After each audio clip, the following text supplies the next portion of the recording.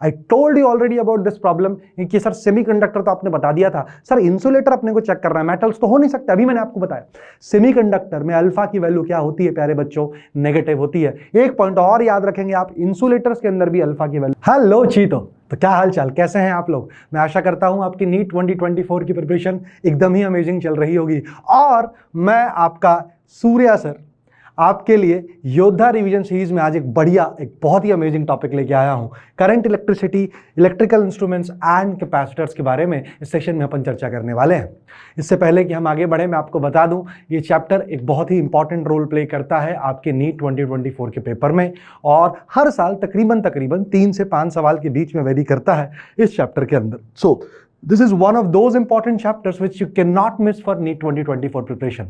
और मैं आशा करता हूं कि हमारी जो योद्धा सीरीज है वो आप लोगों को बहुत पसंद आ रही हो। तो मेक श्योर करें प्यारे बच्चों, कमेंट बॉक्स में आप जरूर बताएं कि आपको हमारी योद्धा सीरीज कैसी चल रही है। और साथ ही साथ में एक और मैं पॉइंट ऐड करूंगा इससे पहले कि मैं शुरू करूं, जब भी ये सवाल कराए जाएं मेक श्योर करें कि सबसे पहले आप इन्हें एक बार जरूर ट्राई दें बच्चों, क्योंकि आपके ट्राई के बिना ये पूरा प्रैक्टिस सेशन अधूरा है। देखिए, टीचर को देख के, टीचर की बातें समझ से, जब तक आप ये दोनों चीजें करने के बाद खुद अंतर मन से सवाल को सॉल्व नहीं करेंगे, तब तक इन सब किसी भी चीज का कोई भी फायदा नहीं आने वाला है। तो मेक श्योर करेंगे प्यारे बच्चों कि भाई सबसे पहले खुद क्वेश्चन ट्राई करें and then go for the teacher solution. Clear है चीता? चलो तो शुरू किया जाए।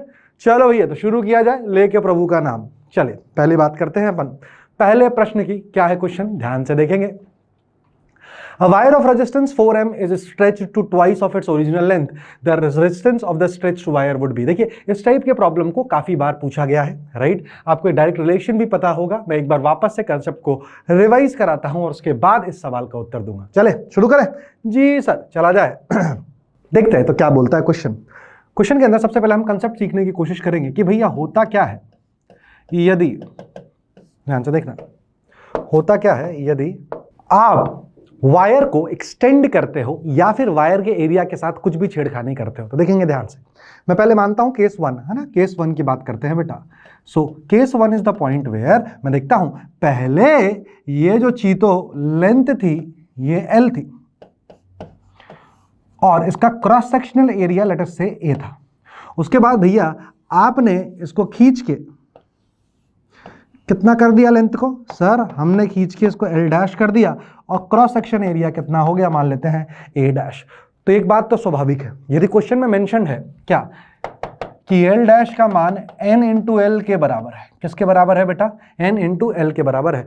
तो क्या मैं बोलूं, इसको स्ट्रेच करने पे इसका जो आयतन है वायर का ये अभी भी सेम रहने वाला है। बिल्कुल सही सर, मतलब initial area into initial length should be equal to final area into final length. बिल्कुल सही सर। तो मैं क्या कह सकता हूं, क्योंकि वॉल्यूम क्या है प्यारे बच्चों, कांस्टेंट है।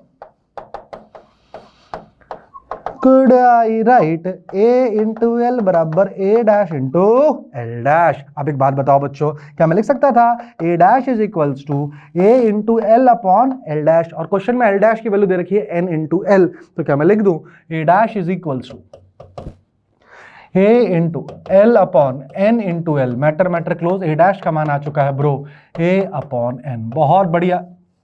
L' पता है, ये पता है, तो हमको तो पता ही है सर रेजिस्टेंस किस पे डिपेंड करता है। सूर्या सर, रेजिस्टेंस का फॉर्मूला होता है ρL बाय A, मतलब R डायरेक्टली प्रोपोर्शनल होता है L बाय A, मतलब R1 अपॉन R2 को लिखा जा सकता था L1 upon L2 into A2 by A1। Nice sir. तो चलिए पुट किया जाए, तो क्या लिख दूं मैं, R1 अपॉन R2 बराबर L1 अपॉन L2। L1 कितना लिया है बच्चे? L। L2 कितना लिया है? N into L into A2 upon A1, है ना बेटा? तो A2 अपॉन A1, A2 की वैल्यू कितनी है? A अपॉन N, और A1 कितना था? A। Matter close. R1 upon R2 की वैल्यू आ गई छोटे 1/n², R2 की वैल्यू होती है n² इंटू R1। याद रखेंगे क्या? Yes sir. यदि लेंथ को n टाइम्स किया जाएगा तो रेजिस्टेंस हो जाएगा n² टाइम्स। अब आते हैं क्वेश्चन पे, ये कंसेप्ट हमने सीखा तो हमें क्या पता चला, 4 ओम, इसको ट्वाइस द ओरिजिनल लेंथ कर दिया ब्रो, तो नया R' हो जाएगा क्या? 2 का स्क्वायर इंटू 4, 2 दूनी 4 चौक 16। This is the answer to the problem. तो कौन सा ऑप्शन होना चाहिए? Option number C should be the answer to the problem. मैं उम्मीद करता हूं ये क्वेश्चन आपको समझ में आया है और इस टाइप के किसी भी क्वेश्चन का आप मैटर क्या कर देंगे, क्लोज कर देंगे। बढ़ते हैं जीवन में आगे की तरफ। एक और सवाल आपकी स्क्रीन पर देखिए ध्यान से, क्या बोल रहा है? बोल रहा है internal resistance of 2.1 volt cell which gives a current of 0.2 ampere through a resistance of 10 ohm is। एक ऐसी बैटरी है, उसके इंटरनल रेजिस्टेंस की वैल्यू ज्ञात करो यदि वो एक 10 ओम के रेजिस्टेंस को 0.2 एम्पियर करंट सप्लाई करती है। तो मैं पहले सर्किट बनाने की कोशिश करता हूं, ध्यान से देखेंगे। बाकी दिस प्रॉब्लम इंपॉर्टेंट, इस टाइप का प्रॉब्लम भी बहुत पूछ रखा है बेटा, है ना। तो एक बार जरूर ट्राई करें, एक बार सब लोग ट्राई करें। मैं स्क्रीन के सामने से हट जाता हूं। Hindi medium, English medium, everyone make sure करें, ट्राई करें, आंसर बताएं क्या है। उम्मीद करता हूं आप लोगों ने देख लिया होगा, ट्राई कर लिया होगा। चलिए आइए सॉल्व किया जाए। तो सबसे पहले तो एक बैटरी बनाते हैं, बिल्कुल सूर्य सर बना दो बैटरी, और इसका एक इंटरनल रेजिस्टेंस बना देते हैं स्मॉल आर। बैटरी अपने को पता है 2.1 वोल्ट की है और इसको कनेक्ट किया गया एक कैपिटल रेजिस्टेंस आर से, जिसका मान कितना था 10 ओम। इसकी वजह से इसके अंदर जो धारा प्रवाहित हुई वो हुई 0.2 एम्पियर। आई गेस यही है पूरा डेटा, 0.2 एम्पियर। बिल्कुल सही, बिल्कुल सही। तो यार आपसे पूछा गया है इस आर का मान कितना है। सर बहुत आसान है, क्या इसमें लूप लॉ लगा दूं बेटा? यस सर, केवीएल लगा देता हूं ना। तो यार याद रखिएगा, आपके टीचर ने हो सकता है अलग अलग कन्वेंशन बढ़ाए हो, लेकिन मैं जो कन्वेंशन फॉलो करूंगा वो ये होने वाले हैं। मैं दोबारा बता देता हूं, ध्यान से देखना बेटा।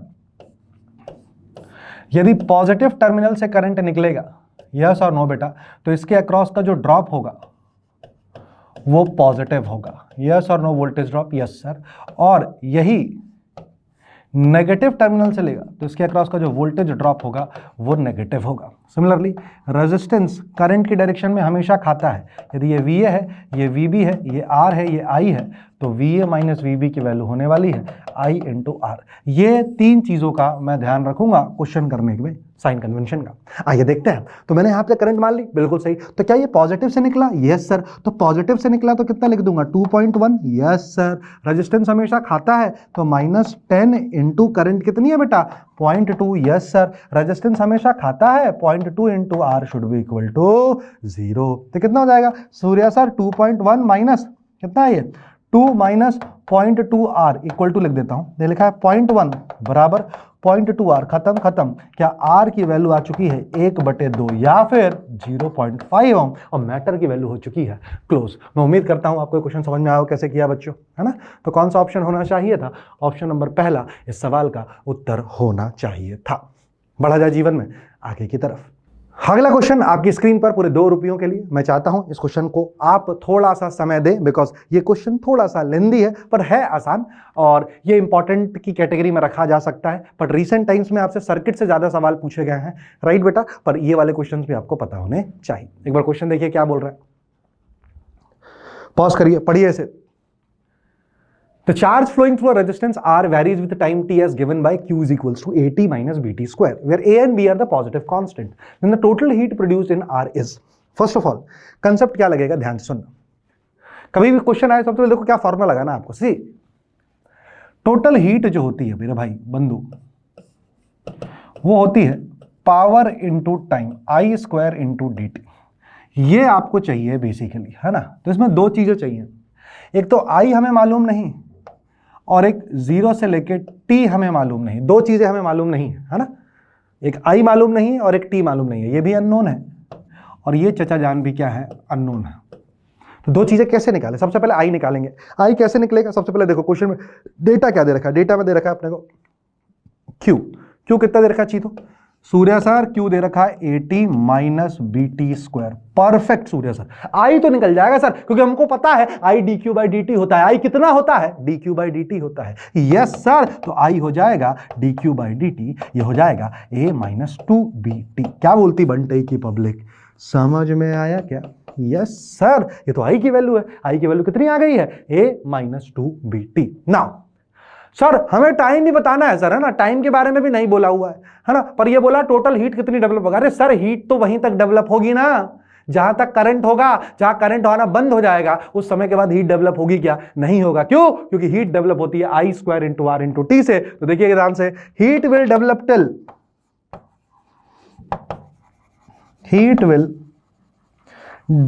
Till I is equals to 0. Put I is equals to 0 in this problem. A minus 2bt is equals to 0. T is nothing but A divided by 2b. Sir, this is the time till which the heat will develop. Definitely sir, सब आ चुका है मेरे पास. Sir मुझे I मालूम है, मुझे T मालूम है, क्या मुझे R मालूम है? क्या मुझे R मालूम है? यस सर, R को R ही रखना है. बस सर अब तो आप इंटीग्रेट कर दीजिए, क्योंकि खतरनाक इंटीग्रेशन जैसा दिख रहा है हमको. आइए निकालते हैं. ये हो जाएगा 0 से T. R को मैं कॉमन ले लेता हूं. I स्क्वायर बोले तो क्या होगा बेटा, देखना ध्यान से. क्या लिख दो इसको, A square plus 4B square T square minus कितना हो जाएगा बेटा, 4ABT. क्या बोलती बंटे की पब्लिक, समझ में? A square plus B square minus 2AB, है ना. तो कितना हो गया, माइनस 2 इंटू 2ABT. ये सर, तो 4ABT, है ना. तो कितना हो जाएगा, इसको यदि आप इंटीग्रेट कर दो dt, मैं t आखिरी में पुट कर दूंगा ना. t कितना पुट करना है मुझे मालूम है, A/2b, है ना. देखते जाना ध्यान से बेटा. यस सर, ये हो जाएगा r. आइए सॉल्व करें. ये कितना होगा, ये होगा सूर्य सर a स्क्वायर t. ये कितना होगा सूर्य सर, ये होगा 4b square by 3t cube. Yes sir. और ये कितना होगा सूर्य सर, ये होगा 4ab t square divided by 2. Perfect है सर, परफेक्ट है, परफेक्ट है. t की वैल्यू कितनी रखनी है सर, a/2b रखनी है. चलो रख देते हैं. ये लिखा है r a square into a/2b, sorry a/2b. Eraser, a square लिख दिया मैंने यहाँ पे, है ना. ये क्या होना चाहिए था, a/2b, a/2b. परफेक्ट है. Plus 4b square divided by 3 into, ध्यान सुनना, ये क्या आ जाएगा, a क्यूब अपॉन t है ब्रो, ना. t कितना है, a/2b, है ना. तो कितना हो जाएगा, 8b क्यूब. परफेक्ट है सर. माइनस ऑफ, यहां आगे कितना आएगा, ये लिखा है 2ab, है ना, into T square. T square कितना होगा बच्चों बताओ, a square upon 4b square. अरे परफेक्ट है सर. देखिए किसका किसका मैटर क्लोज होता है, देखिएगा ध्यान से. b क्यूब से कुछ गलत हुआ है क्या, टी स्क्वायर, यहाँ पे, यहाँ बी स्क्वायर था बेटा ना, बी क्यूब, है ना, बी स्क्वायर था. तो बी स्क्वायर से यहाँ बचा बी, है ना, बिल्कुल सही. 4 दूनी हो गया 8, बिल्कुल सही. अच्छा, बी से यहाँ भी बी बचा. Yes sir. 2 दूनी कितना हो गया है, 4. अब देखो ध्यान से, ये निकला है a cube r upon b. यदि कॉमन ले लूँ तो ये लिखा हुआ है 1/2 प्लस 1/6, आई गेस, है ना, कुछ गलती ना करूँ, माइनस 1/2. मैटर क्या हो चुका है, क्लोज. आंसर आना चाहिए प्यारे बंधुओं, a cube r upon 6b. ऐसा कुछ ऑप्शन है क्या, देखते ध्यान से. a cube r upon 6b. कितना सुंदर, कितना प्यारा आंसर है आपके सामने. और option number 1 should be the answer to the problem. देखिए ये क्वेश्चन इसलिए अच्छा था क्योंकि इसके अंदर इंटीग्रेशन भी इन्वॉल्व हुआ, इसके अंदर करंट भी पता करनी थी, और ये भी देखना था कि हीट कब तक प्रोड्यूस किया जा सकता है. तो आपको फॉर्मूला पता है, आई स्क्वायर इंटू आर dt. आई निकाला dq बाई dt से, और पता किया कि आई कब तक है, क्योंकि जब तक आई होगा छोटे तब तक हीट होगी, अन्यथा नहीं होगी. तो इसी के साथ बढ़ते हैं जीवन में आगे की तरफ, और सवाल का उत्तर था ऑप्शन नंबर 1, और इसी के साथ मिलते हैं आपको पूरे 2 रुपयों का इनाम. चलिए अगला सवाल आपकी स्क्रीन पर पूरे 4 रुपयों के लिए. देखिए क्या है, the potential difference VA and VB between the point A and B in the given figure is. I will repeat once again. मैंने क्या बताया है, मैं कैसे फॉलो करूंगा. प्लस से निकला तो ड्रॉप पॉजिटिव, माइनस से निकला तो ड्रॉप नेगेटिव. रेजिस्टेंस करंट की डायरेक्शन में हमेशा खाता है. That is my sign convention to solve this problem. Right बच्चों, आइए देखिए, हो सकता है आपका अलग साइन कन्वेंशन हो. You could try by that sign convention also, but या the result should be same from both the sign convention. So don't worry about it. Make sure to solve this problem before going forward. I hope आप लोगों ने इसके pause करके देख लिया होगा. Right champs, right sir. चल आजा छोटे, देखते चीते आजा. चल ए से बी पे जाना है मेरे भाई. कहाँ जाना है, ए से लेके बी तक जाना है सूर्य सर. चलो तो यहां से लिखते हैं बेटा, सूर्य सर ये तो लिख दो वी है, बिल्कुल सही लिखे हो सर, कोई दिक्कत नहीं है. सर रेजिस्टेंस तो खाता है, अरे हाँ सर बिल्कुल. तो आई इंटू आर लिख दो, अरे बिल्कुल सही. अरे सर ये तो माइनस से निकला है. यस सर, तो इसको माइनस लिख दो सर, बिल्कुल सही. और सर रेजिस्टेंस की डायरेक्शन में तो खाता ही है, करंट की डायरेक्शन में I into 2. That should be minus VB is equals to 0, क्योंकि पूरा क्लोज लूप में, है ना, केवीएल क्या होता है 0. तो कितना हो जाएगा बताओ, VA minus VB is equals to 2 दूनी 4, 4 3 7, 7 2 9, 9 वोल्ट इसका उत्तर आना चाहिए. कितना सुंदर जवाब हो चुका है. Option number B is the answer to the problem. आइए देखिए मैंने कैसे किया सॉल्व, ये दोबारा बता दूं. यस देखो बेटा, पॉजिटिव से निकलेगा तो पॉजिटिव मानेंगे, नेगेटिव से निकलेगा तो नेगेटिव मानेंगे, करंट है ना, ड्रॉप है ना। तो देखो ये VA निकला, VA माइनस, रेजिस्टेंस हमेशा खाता है करंट की दिशा में -2 × 2, देखो ये माइनस से निकला है -3 है ना, करंट की दिशा में रेजिस्टेंस हमेशा खाता है -1 × करंट -VB = 0। बढ़ते हैं जीवन में आगे की तरफ। अगला सवाल आपकी स्क्रीन पर, this is also very good problem है ना, 100 मार्क है, तो प्लीज मेक श्योर करें कि इसको आप खुद एक बार जरूर ट्राई करें, खुद सॉल्व करें पॉज करके। मैं उम्मीद करता हूं आप लोगों ने क्वेश्चन को देख लिया होगा, राइट एवरीवन। आइए सॉल्व किया जाए इस प्रश्न को। क्या बोल रहा है, अ फिलामेंट बल्ब, उसकी रेटिंग दे रखी है 500 watts and 100 volt is used in a 230 volt main supply. When a resistance R is connected in series, it works perfectly and the bulb consumes 500 watts. The value of R is. See, इस type के problem में हमेशा याद रखिएगा, जब भी rating दी है, concept क्या है, रेटिंग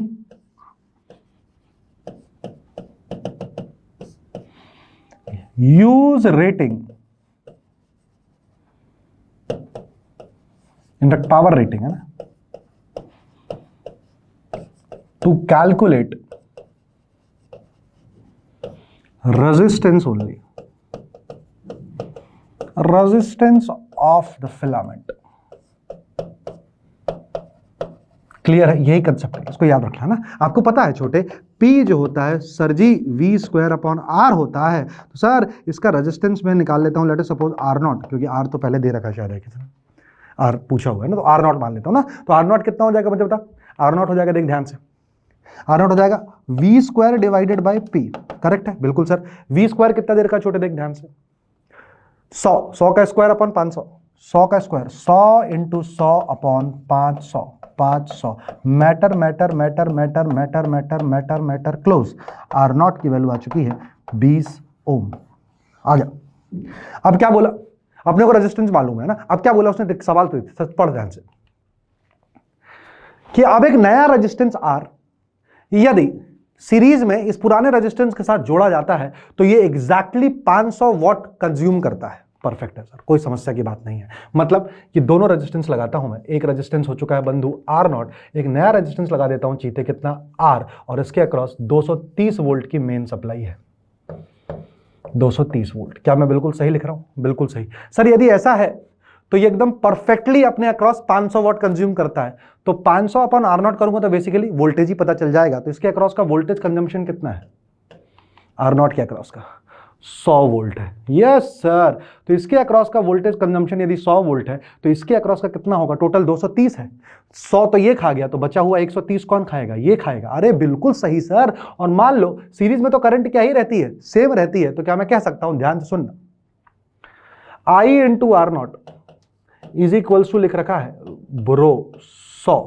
बिल्कुल सही। ऐसे ही I × R is equals to लिख रखा है ब्रो 130। क्या matter matter matter matter close कर दिया जाए, यस सर। और R0 की वैल्यू अभी निकाली तूने 20, यस सर। तो क्या लिख दूं, 20/R बराबर 10/13। अरे खत्म सूर्या सर, R की वैल्यू आ चुकी है बहुत सुंदर 26 ओम, और मैटर की वैल्यू बहुत सुंदर क्या हो चुकी है, क्लोज। तो R की वैल्यू कितनी आनी चाहिए बेटा, 13 × 2 = 26 ohm is the answer to the problem. 13 दूनी 26, कहाँ गया छोटे, 26 ohm is the answer to the problem. मैं उम्मीद करता हूं कि आप इस प्रकार के क्वेश्चंस को अच्छे से डील कर लेंगे। बढ़ा जाए जीवन में आगे की तरफ, डेफिनेटली सूर्या सर। बढ़ते हैं एक और प्रश्न के साथ आगे की तरफ। देखिए क्या बोल रहे हैं, the resistance of a wire is R ohm.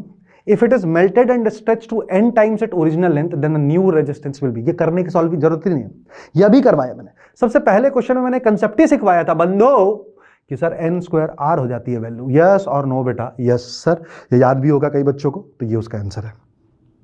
बढ़ा जाए जीवन में आगे की तरफ, यस सर। तो ऑप्शन नंबर सी इसका आंसर था। आइए अगला सवाल आपकी स्क्रीन पर पूरे 2 रुपयों के लिए। देखिए क्या है सवाल, which of the following graph represents the variation of resistivity with temperature for copper. Copper क्या है, सबसे पहले तो बात करते हैं सेमीकंडक्टर की, है ना, सेमीकंडक्टर और मेटल्स की, याद रखना है बेटा ना। इन केस ऑफ सेमीकंडक्टर्स, है ना, जो अल्फा होता है coefficient of thermal resistivity, in case of semiconductor is negative, while in case of conductor is positive. That means what, on increasing temperature resistivity of metal increases while that of semiconductor decreases, है ना, तापमान के बढ़ाने से। Correct है कि नहीं बेटा। तो चालक होते हैं, उनकी रजिस्टिविटी जो होती है वो क्या हो जाती है, बढ़ जाती है। और वैसे ही जो सेमीकंडक्टर्स होते हैं उनकी रजिस्टिविटी क्या हो जाती है, कम, क्योंकि अल्फा का मान पॉजिटिव और नेगेटिव होता है।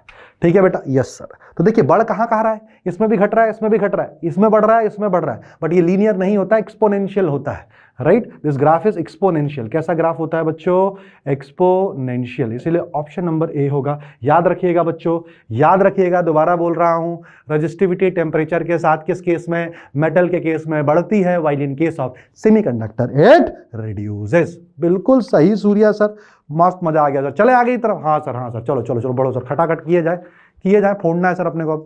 आइए अगला सवाल आपकी स्क्रीन पर पूरे 2 रुपयों के लिए। देखिए क्या बोल रहा है सवाल, देखिएगा ध्यान से। तो देखते हैं क्या प्रश्न बोल रहा है। इससे पहले कि ये प्रश्न अपन करें, मैं आशा करता हूं आप लोगों ने इसे एक बार जरूर ट्राई किया होगा प्यारे बच्चों। देखिए सवाल क्या है, सवाल है तो वो बोलता है कि charge particle having drift velocity फलाना in an electric field of ढिमकाना has a mobility of what, right. So it is strictly formula based problem and I hope आप लोगों को पता हो क्या बेटा कि ड्रिफ्ट वेलोसिटी और मोबिलिटी में क्या रिलेशन होता है। And it is a linear relation between drift velocity and electric field given by Vd is equals to mu times of E, where mu is nothing but mobility.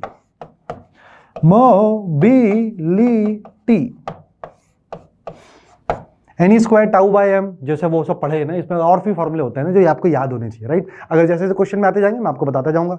Vd is equals to mu into E, है ना। Vd कितनी value दे रखी है दोस्त, देख, है ना, Vd की वैल्यू दे रखी है सूर्या सर 7.5 इंटू 10 की पावर -4 अपॉन ई की वैल्यू कितनी दे रखी है सूर्या सर, ई की वैल्यू दे रखी है 3 इंटू 10 की पावर -10। तो कितना हो जाएगा मुझे बताओ, 3 दूनी 6, 1 7, 15, 3 5 15, तो लिखा है 2.5 इंटू 10 की पावर, ये कितना हो जाएगा, ऊपर जाएगा तो बेटा 10 की पावर हो जाएगा ये 10, है ना, 10 - 4 हो जाएगा 6, 2.5 इंटू 10 की पावर 6, है ना। तो ऐसा कौन सा ऑप्शन है बेटा, एक ही ऑप्शन है, option number D is the answer to the problem. All right everyone, yes sir. तो आपको सिंपली फॉर्मूला बेस्ड क्वेश्चन था, आपको फॉर्मूला याद होने चाहिए, स्पेशली करंट इलेक्ट्रिसिटी की पहला वाला part, J is equal to sigma E, sigma क्या होता है, n e square tau upon m, right. ये सारे के सारे फॉर्मूले, ड्रिफ्ट वेलोसिटी क्या होती है, एक्सेलरेशन क्या होता है, अगर कोई चार्ज पार्टिकल किसी इलेक्ट्रिक फील्ड में रखा हो तो क्यू ई बाय एम होता है, ये सारे फॉर्मूले आपको बहुत अच्छे से पता होने चाहिए थे बच्चों। आइए बढ़ते हैं जीवन में आगे की तरफ। Yes, so that is the problem. The next problem is the colour code of a resistance is given below. ये कलर कोड दे रखा है बेटा, ठीक है सूर्य सर, कलर कोड दे दिया आपने को, है ना। तो क्या बताया जाए, इसमें से बताना है कि इसकी वैल्यू क्या है। तो यार देखो, कलर कोड के लिए तो आपको याद होना चाहिए, बीबी रॉय जी BVJW, BB Roy G BVGW।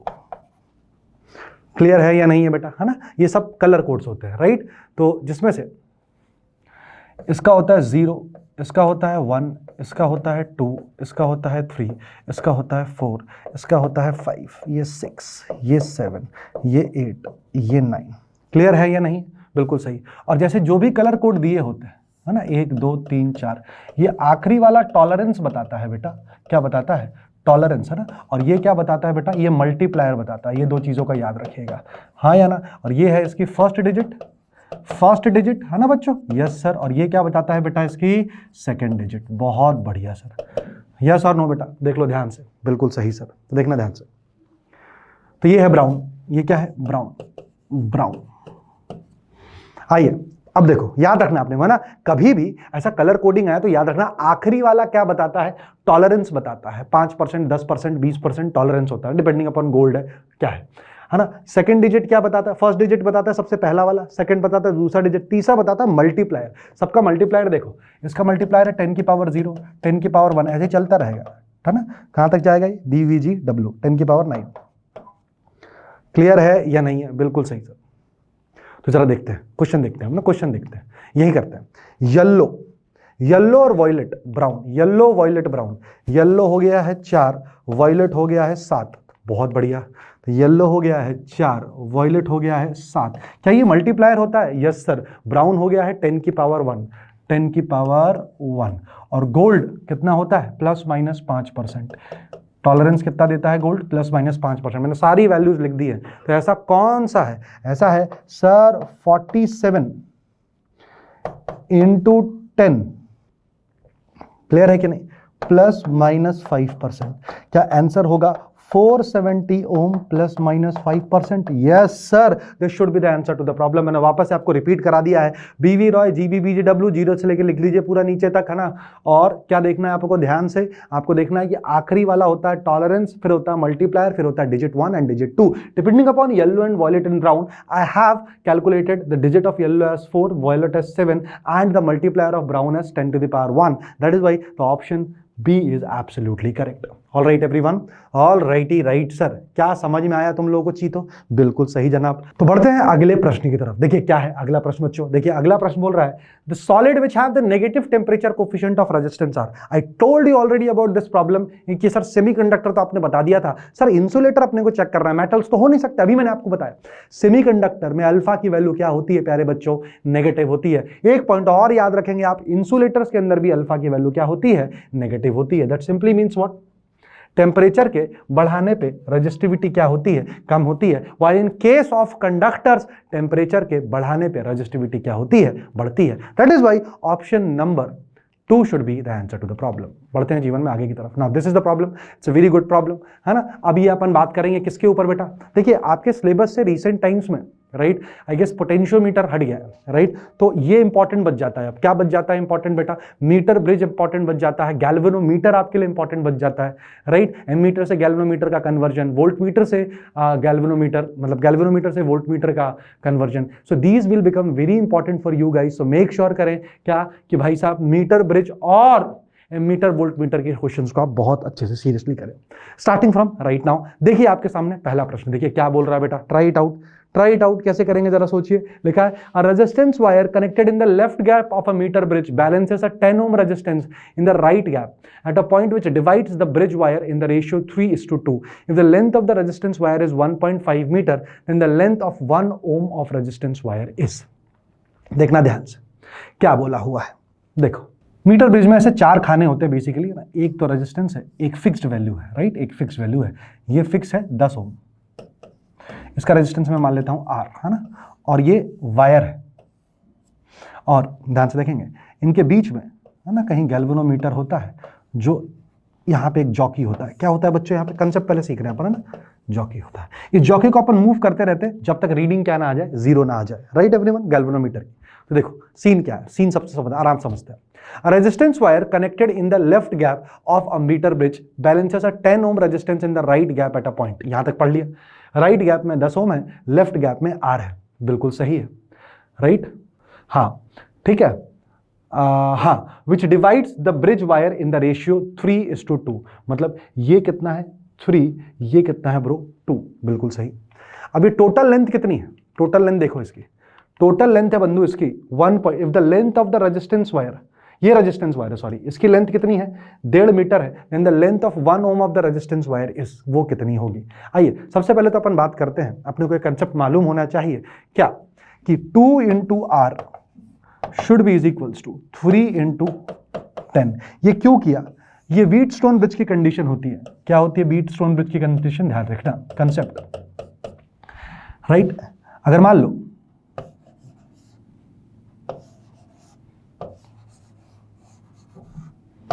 यहां पे गैल्वेनोमीटर है, ये R1, R2, R3 और R4 है, और यदि गैल्वेनोमीटर में जाने वाली करंट 0 है बंधु, यदि IG का मान कितना है? 0 है, तो R1 into R3 जो होता है वो किसके बराबर होता है?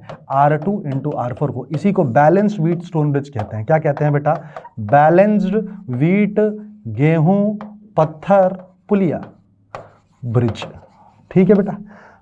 तो बैलेंस व्हीटस्टोन ब्रिज इसे कहते हैं क्या, कि सर अक्रॉस रेजिस्टेंस का मल्टीपल क्या होना चाहिए? इक्वल होना चाहिए। Like in this case R1 into R3 should be is equals to R2 into R4. So this is also the same condition. Meter bridge actually works on the principle of Wheatstone bridge. Yes, yes or no sir? Yes sir। तो देखो इसका resistance क्या cross section area दोनों का same होगा? Yes sir. Length का ratio ही तो इन दोनों के रेजिस्टेंस का रेशियो होगा कि नहीं? Yes sir. तो सर ये रेजिस्टेंस नहीं है तो लेंथ दिया था, फिर भी आपने कैसे मल्टीप्लाई कर दिया? अरे मुझे पता है, जब आप रो अपॉन ए करोगे तो दोनों तरफ से तो कट जाएगा ना, सिर्फ आर का रेशियो, लेंथ का ही रेशियो तो बचेगा। Yes sir. तो क्या मैं लिख सकता था? देखो ध्यान से, मैंने डायरेक्टली मल्टीप्लाई किया, R into 2 should be equal to 10 into 3। भैया रेजिस्टेंस जो है वो कितना आ चुका है देख सकते हैं क्या बच्चों? 2 5 10, रेजिस्टेंस आ चुका है 15 ओम। तो देखो ध्यान से, 1.5 मीटर, ध्यान सुनना, 1.5 मीटर 15 ओम, कितने आया बेटा? 15 ओम, है ना? तो 15 ओम आया है 1.5 मीटर लेंथ पे, ठीक है? Yes sir. तो 1 ओम कितने पे आएगा ब्रो? 1.5/15 पे आएगा कि नहीं आएगा बताओ? देखो ध्यान से, 1.5/15 पे आएगा कि नहीं आएगा? 1.5/15 तकरीबन कितना होगा? 0.1 के आसपास। तो ये हो जाएगा ऑप्शन नंबर विच वन बेटा? D should be answer to the problem, right? Option number D is the answer to the problem. समझ में आया अपन ने कैसे अप्रोच किया है? मैं वापस से रिकॉल कर रहा हूं कैसे सॉल्व किया है बच्चों। मैंने इसमें व्हीटस्टोन ब्रिज का कंसेप्ट लगाया है, जो कि क्या कहता है, यदि किसी ब्रिज के अंदर गैल्वेनोमीटर से पास होने वाली करंट की वैल्यू 0 है, that means it is in the balanced condition, out of which we could decode that R1 into R3 should be is equals to R2 into R4. In a similar fashion, I have write 2 into R is equals to 3 into 10. From here I get the value of R as 15 ohm, and it is mentioned that the length of this wire is actually given by how many? 1.5 meters. So could I say this 1.5 meter of length consists of a resistance 15 ohms? So from directly I could say 1 ohm will be in 1.5 upon 15 meter of its length, right? And that turns out to be option number D. I hope आप लोगों को ये सवाल बहुत इत्मीनान से और बहुत अच्छे तरीके से समझ में आया हो। बढ़ते हैं जीवन में आगे की तरफ। देखिए क्या है अगला सवाल। The effective resistance of a parallel connection that consist of 4 wire of equal length, equal area of cross section and same material is 0.25. What will be the effective resistance if they are connected in series? देखना ध्यान से, parallel connection है 4 wire का, जिनका length है, area and material, ये तीनों equal है, ठीक है? तो देखो, जब पैरेलल कॉम्बिनेशन में रेजिस्टेंसेस को लगाओगे बंधु, तो देख ध्यान से, मैं बता देता हूं कंसेप्ट क्या है। कंसेप्ट यह है, यदि n रेजिस्टेंसेस पैरेलल में लगाते हो तो R इक्विवेलेंट जो आता है वो होता है R/N, right bro? Yes sir. यही n रेजिस्टेंसेस यदि आप किस में लगाते हो? सीरीज में लगाते हो, तो R इक्विवेलेंट आता है N into R, right bro? Right sir. पर किंतु परंतु ध्यान सुनेंगे, this is R equivalent, this is R equivalent. Now the point here is, question में बोल रखा है क्या कि भैया पहले वाले केस में R इक्विवेलेंट की वैल्यू 1/4 है। यस और नो बेटा? यस और नो? देखो ध्यान से, 1.25 क्या होगा? 1/4, है ना? और कितने लगे हैं? 4 लगे हैं। तो ध्यान सुनना, n की वैल्यू भी क्वेश्चन में कितनी दे रखी है? 4। तो R की वैल्यू तो ब्रो आ चुकी है 1। अब इसी को R इक्विवेलेंट सीरीज में लगा दिया जाए, कैसे? 4 into 1, तो कितना आ जाएगा? 4 ओम। यस और नो? क्योंकि n into R होता है सीरीज में R इक्विवेलेंट की value, while in case of parallel it is given by R/N if n equal resistances are arranged in a parallel fashion. Now which option should be the answer? Sir, option number D should be the, नहीं सही लिखा गया, कितना आया था? 4 ओम आएगा, sorry 4 ओम आएगा, not D. Option number A should be the answer to the problem. I hope, मैं उम्मीद करता हूं आपको ये चीज समझ में आई हो कैसे किया इस सवाल को। पढ़ते हैं जीवन में अगले सवाल की तरफ। ये रहा आपका अगला प्रश्न। 3 resistors having resistances R1, R2 and R3 are connected as shown in the given circuit. The ratio I3 upon I1 of current in terms of resistances used in the circuit will be given by. See, we need to understand, यदि ये I1 है, ये I2 है और ये I3 है, तो this is a current division rule. This is a current division rule. देखिए कैसे निकाल सकते थे आप current division rule को, ध्यान से देखिएगा। ये I2 है, ये I3 है, तो सबसे पहले क्या मैं लिख सकता था? ध्यान सुनना, रेजिस्टेंस बनाता हूं मैं। ये लिखा है bro R1, right? Right sir. ये लिखा है bro R2, right? Right sir. ये लिखा है bro R3, right? Right sir. ये लिखा है bro I1, right? Right sir. ये लिखा है I2, राइट? Right sir. ये लिखा है I3, right? Right sir. So we know that according to charge conservation principle और किरचॉफ्स करंट लॉ, आने वाली करंट जाने वाली करंट के बराबर होगी। यस और नो? बहुत ही बढ़िया sir, this is point number 1। And we also know that these both are in parallel. Surya sir एक और बात बताएं, I2 R2, I3 R3 के बराबर होगा। क्यों? ये तो हो चुका है चार्ज कंजर्वेशन, और ये क्यों हो चुका है? क्योंकि पैरेलली कॉम्बिनेशन में है, पैरेलल कॉम्बिनेशन। बहुत बढ़िया। तो इन दोनों का इस्तेमाल करके मुझे क्या निकालना है? ध्यान सुनना, I3 अपॉन I1 निकालना, मतलब I2 को रिप्लेस करना है बेसिकली। यस और नो? Yes sir. तो could I write I2 as I3 into R3 upon R2? उठा के पुट कर दूं क्या चीते? बिल्कुल सही सर। तो कितना हो जाएगा? I1 बराबर I2, है ना? I3 कॉमन ले लेता हूं बंधु, I3 कॉमन ले लो सूर्या सर। ये क्या लिखा हुआ है सर? ये लिखा है R3 upon R2, R3 upon R2 plus 1। I hope आपको समझ में आया। बिल्कुल सही सर। यहां पे आ सकता था R2 into I1 upon R2 plus R3 equal to I3 and I3 upon I1 could be written as R2 upon R2 plus R3। वैसे आप डायरेक्टली यूज भी कर सकते थे। करंट डिस्ट्रीब्यूशन लॉ क्या कहता है देखना ध्यान से, इधर जाने वाली करंट क्या होगा? इधर जाने वाली करंट दूसरे का resistance R2 upon total resistance into total आने वाली करंट, तो R2 upon R2 plus I3 into I1। हालांकि मैंने इसको प्रूव भी करवा दिया ताकि इससे आपको R2 upon R1 plus R3 option मिल जाए। R2 upon R1 plus R3 option मिल चुका है and the answer will be, नहीं R2 upon R2 plus R3, ये नहीं होगा, सॉरी, ऑप्शन नंबर सी होगा आई थिंक, है ना? R2 upon R2 plus R3, है ना? Option number C is the answer to the problem. मैं उम्मीद करता हूं आपको ये सवाल समझ में आया हो और यहां से आप नोट भी बनाइएगा। क्या बेटा? करंट डिस्ट्रीब्यूशन लॉ का क्या होता है? करंट डिस्ट्रीब्यूशन लॉ याद रखिएगा, जब भी दो ब्रांचेस पैरेलल में होती हैं तो I3 को आप डायरेक्टली लिखिएगा। I3 होगा बेटा दूसरे वाला रेजिस्टेंस क्या है? R2 upon total resistance R2 plus R3 into total आने वाली करंट, यहाँ पे कितनी थी? I1। यही I2 पूछा होता तो क्या लिखते? सूर्य सर I2 होता दूसरे का रेजिस्टेंस, कौन था? R3 upon R2 plus R3 into total आने वाली करंट कितनी है बंधु? I1। तो इस तरह से आप दोनों भी आंसर के सवाल को जवाब दे सकते थे। बढ़ा जाए जीवन में आगे की तरफ। एक और सवाल आपकी स्क्रीन पर देखिए क्या बोल रहा है। बोल रहा है two resistor of resistance 100 ohm and 200 ohm are connected in parallel in an electric circuit. The ratio of thermal energy developed in 100 ohm to that in 200 ohm is given time. अब मुझे एक बात बताओ, पैरेलल में क्या same होता है बच्चों? पैरेलल में सूर्य सर वोल्टेज सेम होता है। पैरेलल में क्या सेम होता है बंधु? सर पैरेलल में वोल्टेज सेम होता है। सीरीज में क्या सेम होता है बंधु? सीरीज में करंट सेम होता है सूर्य सर। तो मैं क्या कह सकता हूं, देख ध्यान से, क्योंकि ये पैरेलल में लगे हैं तो वोल्टेज क्या रहने वाला है? दोनों का सेम रहने वाला है। तो क्या मैं कह सकता हूं, देखना क्या पूछ रहा है, थर्मल एनर्जी। तो थर्मल एनर्जी कितना होगा, है ना? मान लेते हैं H1 अपॉन H2। सूर्य सर इसको तो आप लिखो V square divided by R1 into T upon V square divided by R2 into T. ऐसा क्यों लिख दिया सर? क्योंकि सर पोटेंशियल सेम है। आई लिखते तो दिक्कत हो जाती, आई लिखते तो क्या दिक्कत हो जाती है? अपने को पता नहीं I1 I2 में रिलेशन क्या है ना? पर यह पता है अपने को कि दोनों के अक्रॉस का अप्लाइड पोटेंशियल क्या है? सेम है। तो कुछ से T से T का V स्क्वायर से V स्क्वायर का मैटर क्लोज, और यहां से लिख के आता है H1 upon H2 is equals to क्या लिख दूं? R2 बटे R1। अरे डेफिनेटली सर, डेफिनेटली। तो कितना पूछा हुआ है? Developed in 100 ohm to 200 ohm will be what बेटा? 200 upon 100। The answer should be 2:1।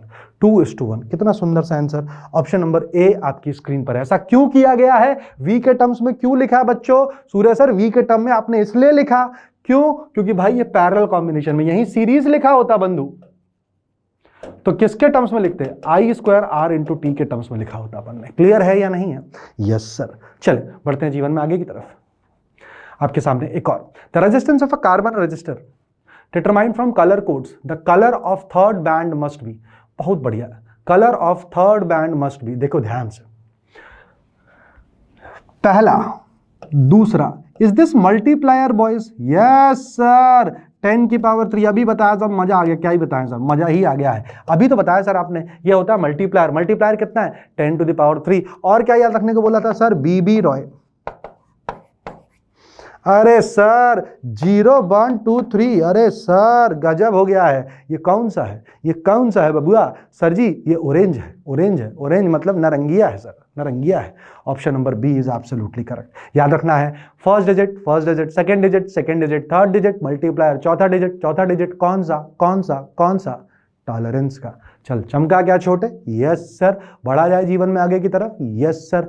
एक और स्क्रीन के सामने आपके प्रश्न देखिए क्या बोल रहा है, एक बार आप जरूर ट्राई करें। The magnitude and direction of current in the following circuit is. आइए देखते हैं क्या होगा। ट्राई इट आउट बेटा एक बार जल्दी से। तो उम्मीद करता हूं आप लोगों ने क्वेश्चन पढ़ लिया होगा बेटा, है ना। आइए देखते हैं क्या बोल रहा है।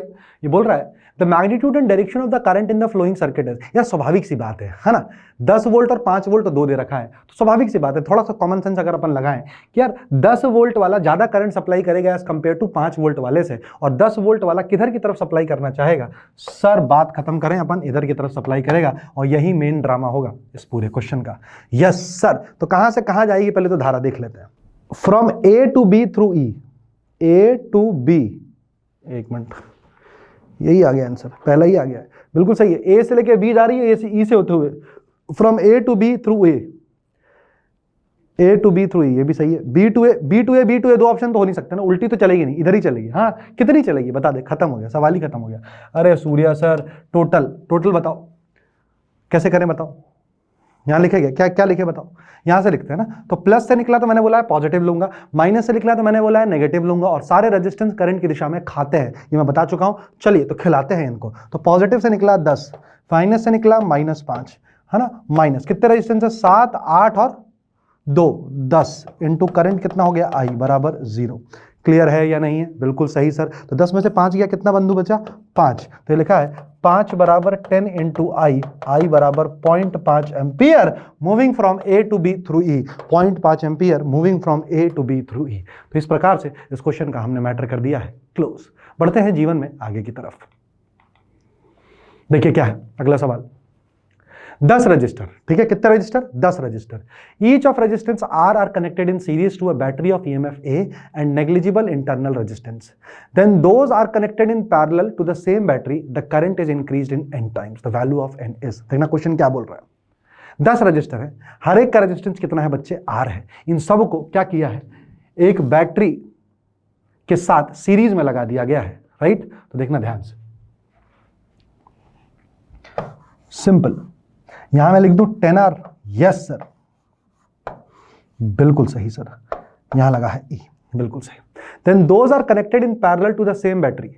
इसी चीज को जब पैरेलली कनेक्ट किया गया 10R, तो मैंने अभी आपको बताया, इसी चीज को पैरेलली कनेक्ट करोगे तो क्या ये R/10 हो जाएगा बेटा। अभी मैंने बताया क्या, यदि सेम रेजिस्टेंसेस को पैरेलली कनेक्ट किया जाता है तो इक्विवेलेंट बन जाता है R/N, और इन्हीं को अगर सीरीज में कनेक्ट किया जाता है तो कितना बन जाता है प्यारे बच्चों, 10 into R, N into R। चले आगे तरफ, यस सर, तो हो गया R/10। अब देखो 10R हो गया, E हो गया, R/10। आगे बढ़े, अब देखिए क्या बोल रहा है। The value of n is, क्या पूछा हुआ है, the value of n is, ठीक है, the current is increase to n times. तो इस केस में करंट कितनी है बंधु बता। सूर्या सर इस केस में करंट है E/10R, मेरे को कोई समस्या नहीं है इसमें सर। यस सर, सर इस केस में करंट कितनी होगी सूर्या सर, इस केस के अंदर जो करंट होगी वो जो है वो I' मान लूं, यस सर। तो I' सर मेरे को होगी E/R/10, yes sir, 10E/R, yes और नो, यस सर। अभी चाचा बोल रहा है सर कि भैया I' जो है ना वो n टाइम्स ऑफ I है, तो n का मान ज्ञात करो। अच्छा I' हमने निकाल लिया सर, 10E/R, बिल्कुल सही है सर। n I कितना निकाले हैं सूर्या सर, I निकाले हैं E/10R बंधु, yes sir. R matter close, n का मान आ चुका है 100 और मैटर का मान हो चुका है क्लोज।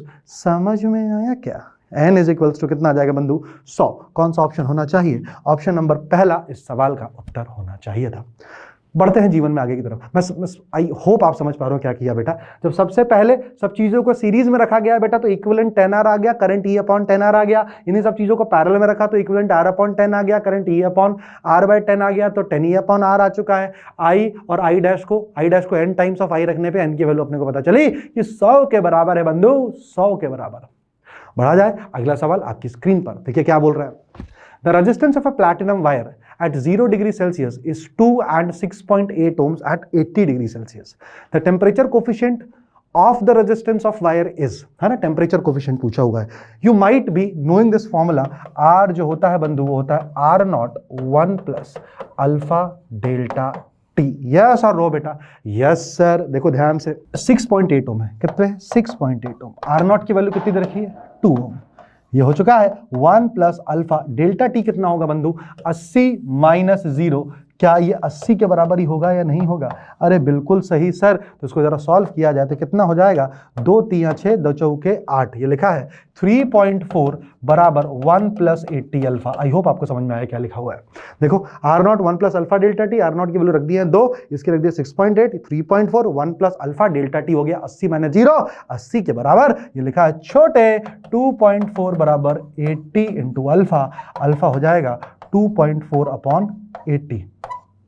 क्लियर है या नहीं? इसको एक और खत्म कर दिया जाए, यहां पे एक और ले आ जाए, नीचे क्या 0, तो कितना लिखा है 8 3 के 24, 3 × 10 की पावर -2, 3 × 10 की पावर -2। ऐसा कुछ सुंदर सा ऑप्शन है क्या? यस सूर्य सर, ऐसा ऑप्शन नंबर बी है। ऐसा ऑप्शन नंबर क्या है बच्चों? बी है। इसी के साथ हमने करंट इलेक्ट्रिसिटी के मैक्सिमम नंबर ऑफ प्रॉब्लम्स को सॉल्व कर लिया है जो रीसेंट टाइम्स में आए हैं।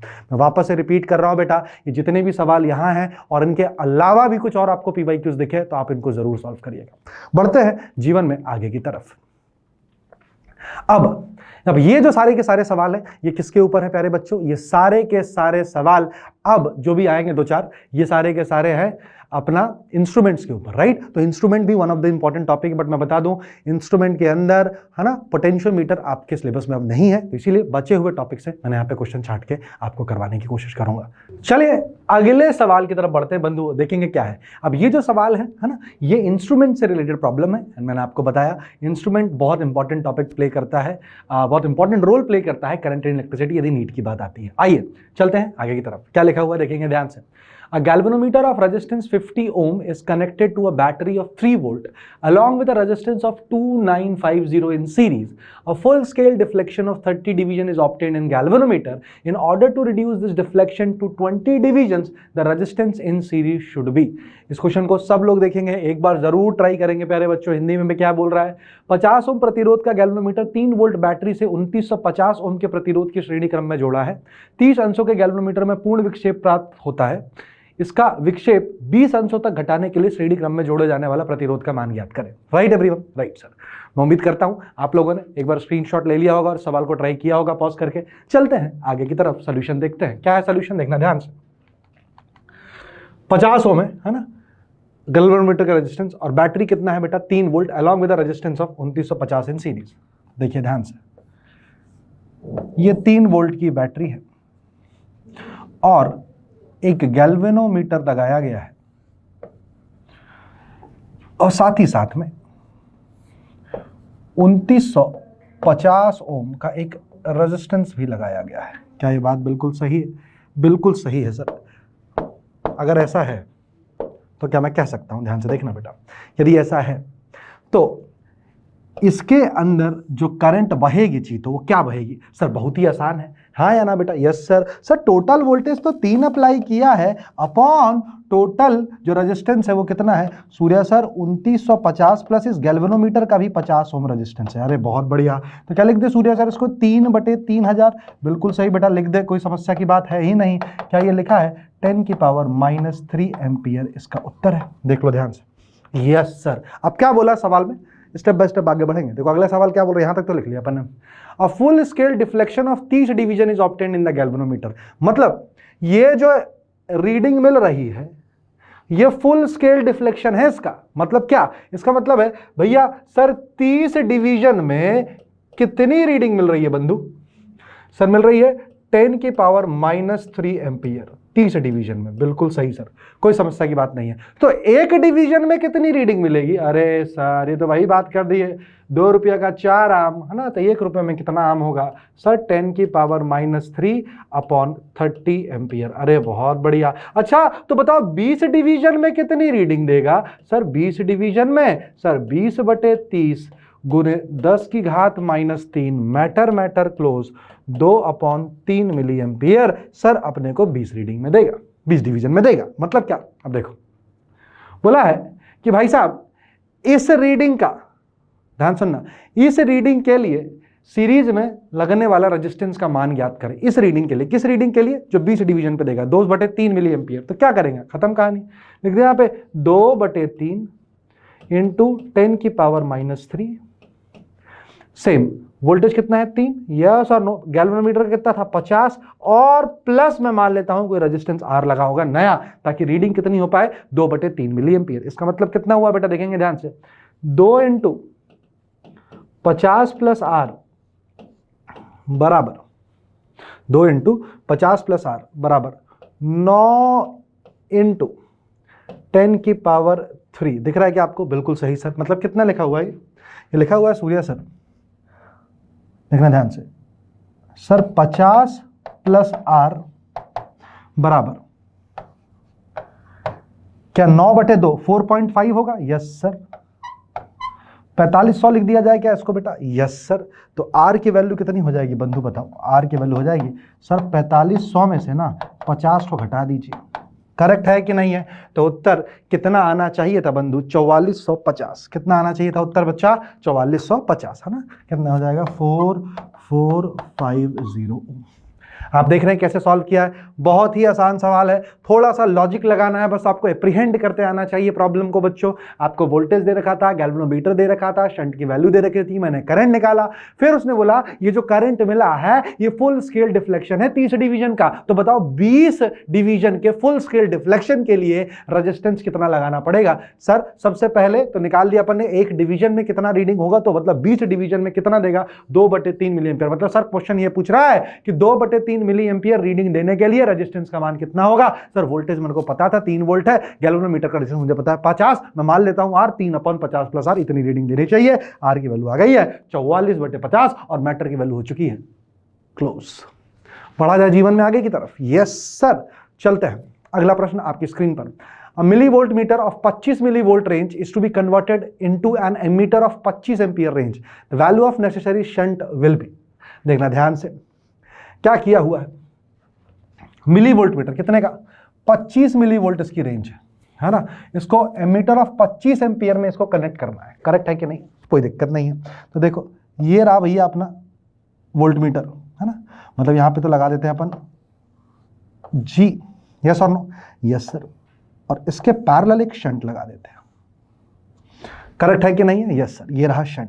तो आपको बहुत अच्छे से मालूम होना चाहिए बच्चों, यदि इधर से करंट आई आ रही है तो गैल्वेनोमीटर के अंदर करंट कितनी जाएगी? IG जाएगी, और इसके अंदर करंट कितनी जाएगी बंधु? I - IG जाएगी। बिल्कुल सही है या नहीं है? बिल्कुल सही है। पैरेलल कॉम्बिनेशन में यही होता है। Yes sir. और तो और सर पैरेलल कॉम्बिनेशन में इस शंट के अक्रॉस और गैल्वेनोमीटर के अक्रॉस का जो वोल्टेज है वो क्या होगा? सेम, क्योंकि पैरेलल कॉम्बिनेशन में वोल्टेज दोनों रेजिस्टेंस के अक्रॉस होते हैं सेम। तो क्या मैं लिख सकता था? Yes sir, I - IG × S is equals to, क्या लिख सकता था बेटा? IG × G। Millivolt meter reading कितनी रखी है? 25 मिलीवोल्ट। घबराना नहीं है। तो भाई साहब इसकी रीडिंग तो अपने को पूरी ही पता है, कितनी है? 25 × 10⁻³ वोल्ट्स।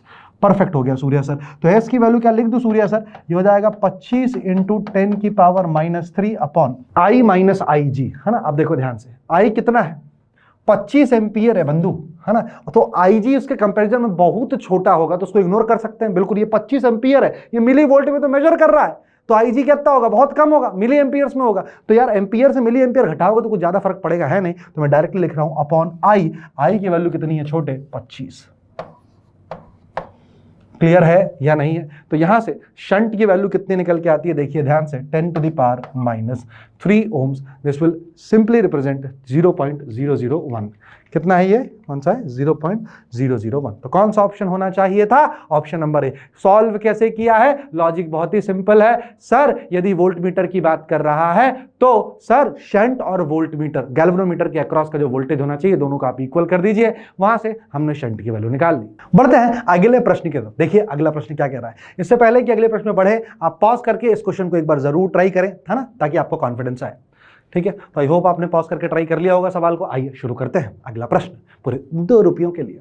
अच्छा, in the circuit shown in the cell A and we have negligible resistances for VA is equals to 12 volt, R1 is equals to 500 ohms, है ना, R is equals to 100, the galvanometer shows no deflection, the value of VB is, है ना।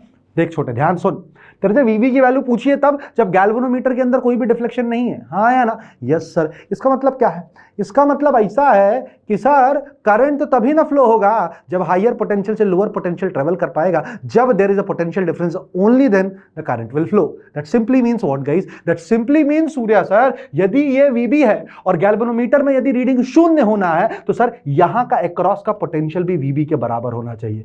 अरे sir matter ही close हो गया, यही तो trick था सर इस क्वेश्चन में। आइए कर देते हैं सर, मैटर क्लोज करते हैं, सवाल का हटाओ। अच्छा तो सर कैसे करेंगे? सर यहां लिखा जा सकता था क्या, VA माइनस, है ना, इसकी करंट मान लेते हैं IR1 minus IR is equal to 0। बिल्कुल सही सर, बिल्कुल सही। अच्छा सर एक बात बताइए, VA की वैल्यू कितनी है? 12 है, अपॉन टोटल R की वैल्यू कितनी है ब्रो? 500 प्लस 100 600। क्या यही करंट की वैल्यू है बंधु? Yes sir, this is the value of current.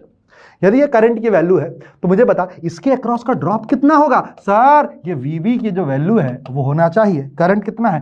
12/600 into इसका रेजिस्टेंस कितना है Surya sir? 100। Matter matter matter matter matter matter close. और कितना सुंदर सा उत्तर आया है, 2 वोल्ट। कितना आंसर आएगा भैया? 2 वोल्ट। चलो आगे चलते हैं, moving on to the next problem. मैं उम्मीद करता हूं आपको क्वेश्चन समझ में आया, कैसे अप्रोच किया ये भी समझ में आया। अगला सवाल देखिए क्या है। The resistances of 4 ohm PQRS in a Wheatstone bridge are 10 ohm, 30 ohm, 30 ohm and 90 ohm respectively. The EMF and internal resistance of the cell are falana and ढिमकाना respectively. If the galvanometer resistance is 50 ohm, the current drawn from the cell will be given by. Make sure करें बेटा, इस question को एक बार जरूर try करें, है ना, आगे बढ़ने से पहले। मैं उम्मीद करता हूं आप लोगों ने इस क्वेश्चन को ट्राई किया होगा। आइए इस क्वेश्चन का सबसे पहले बनाते हैं अपना परिपथ। परिपथ कैसा बनेगा देखेंगे ध्यान से। क्या क्या है छोटे? 10 है, 30 है, 30 है, 90। 10 30 30 90, राइट। आजा बना बना, आजा। ये हो गया 10। अरे यार कैपेसिटर नहीं बनाना है चचा, रजिस्टर है, रजिस्टर। तो ये हो गया बंधु, क्या देख ध्यान से, ये हो गया 10 ओम। परफेक्ट है सर। इसको और ऐसा ना बनाने की बजाय इसको सीधा ही बनाएं। एक मिनट रुक जाओ। ये हो गया बंधु 10 ओम, ठीक है, बिल्कुल सही सर। उसके साथ यहां लगा है गैल्वेनोमीटर, राइट राइट सर। यहां पे एक और रेजिस्टेंस है 30 ओम का, राइट सर। क्लियर है या नहीं? Yes sir. यहां पे एक और रेजिस्टेंस है 30 ओम का, और यहां पे एक रेजिस्टेंस है 90 ओम का। Yes sir. और ये व्हीटस्टोन ब्रिज है, और सच दैट इसको एक बैटरी से अप्लाई कर रखा है बेटा, जिसका खुद का भी कुछ ना कुछ इंटरनल रेजिस्टेंस है। वो अपन देखते हैं क्या है। इंटरनल रेजिस्टेंस है 50, 7 वोल्ट और 5 ओम, है ना। गैल्वेनोमीटर का रेजिस्टेंस है 50 ओम। ये है ब्रो 50 ओम, है ना। ये है 7 वोल्ट और 5 ओम। अब आपसे क्या क्वेश्चन पूछा है? आपसे प्रश्न पूछ रहा है कि भैया बताएं क्या कि सेल से करंट कितनी निकलेगी, मतलब यहां से I का मान कितना होगा। आइए कैसे निकालेंगे। सबसे पहली बात तो ध्यान सुनना, यदि यह बैलेंस्ड ब्रिज है तो गैल्वेनोमीटर के अंदर कोई करंट जाएगी क्या? नहीं जाएगी। यदि करंट बैलेंस्ड ब्रिज नहीं होता फिर अपन स्टार और डेल्टा कन्वर्जन का इस्तेमाल करते हैं। यहां पे सबसे पहले चेकआउट करना है सर बैलेंस्ड ब्रिज का। मैंने आपको कंडीशन बताया, गैल्वेनोमीटर के आर पार मल्टीप्लाई करके देखो, उसके आर पार के प्रोडक्ट के बराबर होना चाहिए। 10 × 9 10 × 90 900, 30 × 30 900। क्या ये बैलेंस व्हीटस्टोन ब्रिज है? Yes sir. सर क्योंकि it is a balanced Wheatstone bridge, it is a balanced गेहूं पत्थर पुलिया wheat stone bridge. As it is a balanced wheat stone bridge, could I say that the current going inside the galvanometer will definitely turn out to be 0? Yes sir. And if this is the possible scenario, तो इसका actual circuit कैसा दिखेगा? सिर्फ simple, ये 10, ये 30, ये 30, ये 90 outstanding, और यहां पे लगेगा एक बैटरी, और यहां पे लगेगा एक इंटरनल रेजिस्टेंस। 10 30 30 90 7 5। परफेक्ट है, परफेक्ट है। तो क्या ये पूरा कॉम्बिनेशन आपस में सीरीज में? Yes sir. 30 + 40 30 + 10 ये आपस में सीरीज में थे। ये पूरा कॉम्बिनेशन पैरेलल में है किसके? 90 और प्लस 30 के। मतलब ये क्या आ चुका है? ये आ चुका है 40 पैरेलल 120। कितना आ चुका है बंदे? 40 पैरेलल 120। 40 पैरेलल 120 सॉल्व कर सकते हो? Yes sir. कैसे सॉल्व करोगे? Sir this should B 40 × 120 upon 120 + 40 R1 R2 upon R1 + R2। कितना हो जाएगा? 12 × 4 = 48 100 160 160 हो जाएगा ना। तो ये है गया 16 तिया 48, तो आर इक्विवेलेंट निकल के आया बंधु 30 ओम। मतलब ये पूरा कॉम्बिनेशन कितना है दोस्त? सर ये है 30 ओम। ये कितना है सीरीज में? 5। तो मुझे बता दे करंट कितना होगा? अरे सर मजाक वाली बात कर दी है सर, एकदम कॉमेडी आ रही है, कॉमेडी में एस आई हो जाएगा 7/30 + 5, right? This will give you what बेटा? 7/35 is the answer is 0.2 amps बेटा। यस सर, 35 दूनी 70, यस और नो? तो 0.2 ampere should be the answer to the problem. और ऑप्शन कौन सा है बंधुओं? इसके साथ ही ऑप्शन है ऑप्शन नंबर 1। बढ़ते हैं आगे की तरफ। अगला सवाल आपकी स्क्रीन पर पूरे 2 रुपयों के लिए। देखिए क्या है। In an emitter, 0.2% of main current passes through the galvanometer, and if resistance of galvanometer is G, the resistance of emitter will be. It's a very important problem. Make sure बच्चों इसको आप जरूर ट्राई करें। नहीं, favourite problems है बेटा ना, this is one of the favourite problems of examiners. जरूर पूछते हैं, है ना? तो एक बार जरूर ट्राई करें, है ना? Let's try it out. आइए, मैं उम्मीद करता हूं आपने सवाल कर लिया होगा। पहले इस सवाल को समझने की कोशिश करते हैं, बोल क्या रहा है। ये बोल रहा है, ध्यान सुन, कि यार गैल्वेनोमीटर में मेन करंट का 0.2%, एमीटर के अंदर 0.2% ऑफ मेन करंट जाता है ना? That simply means what? देखो ध्यान से,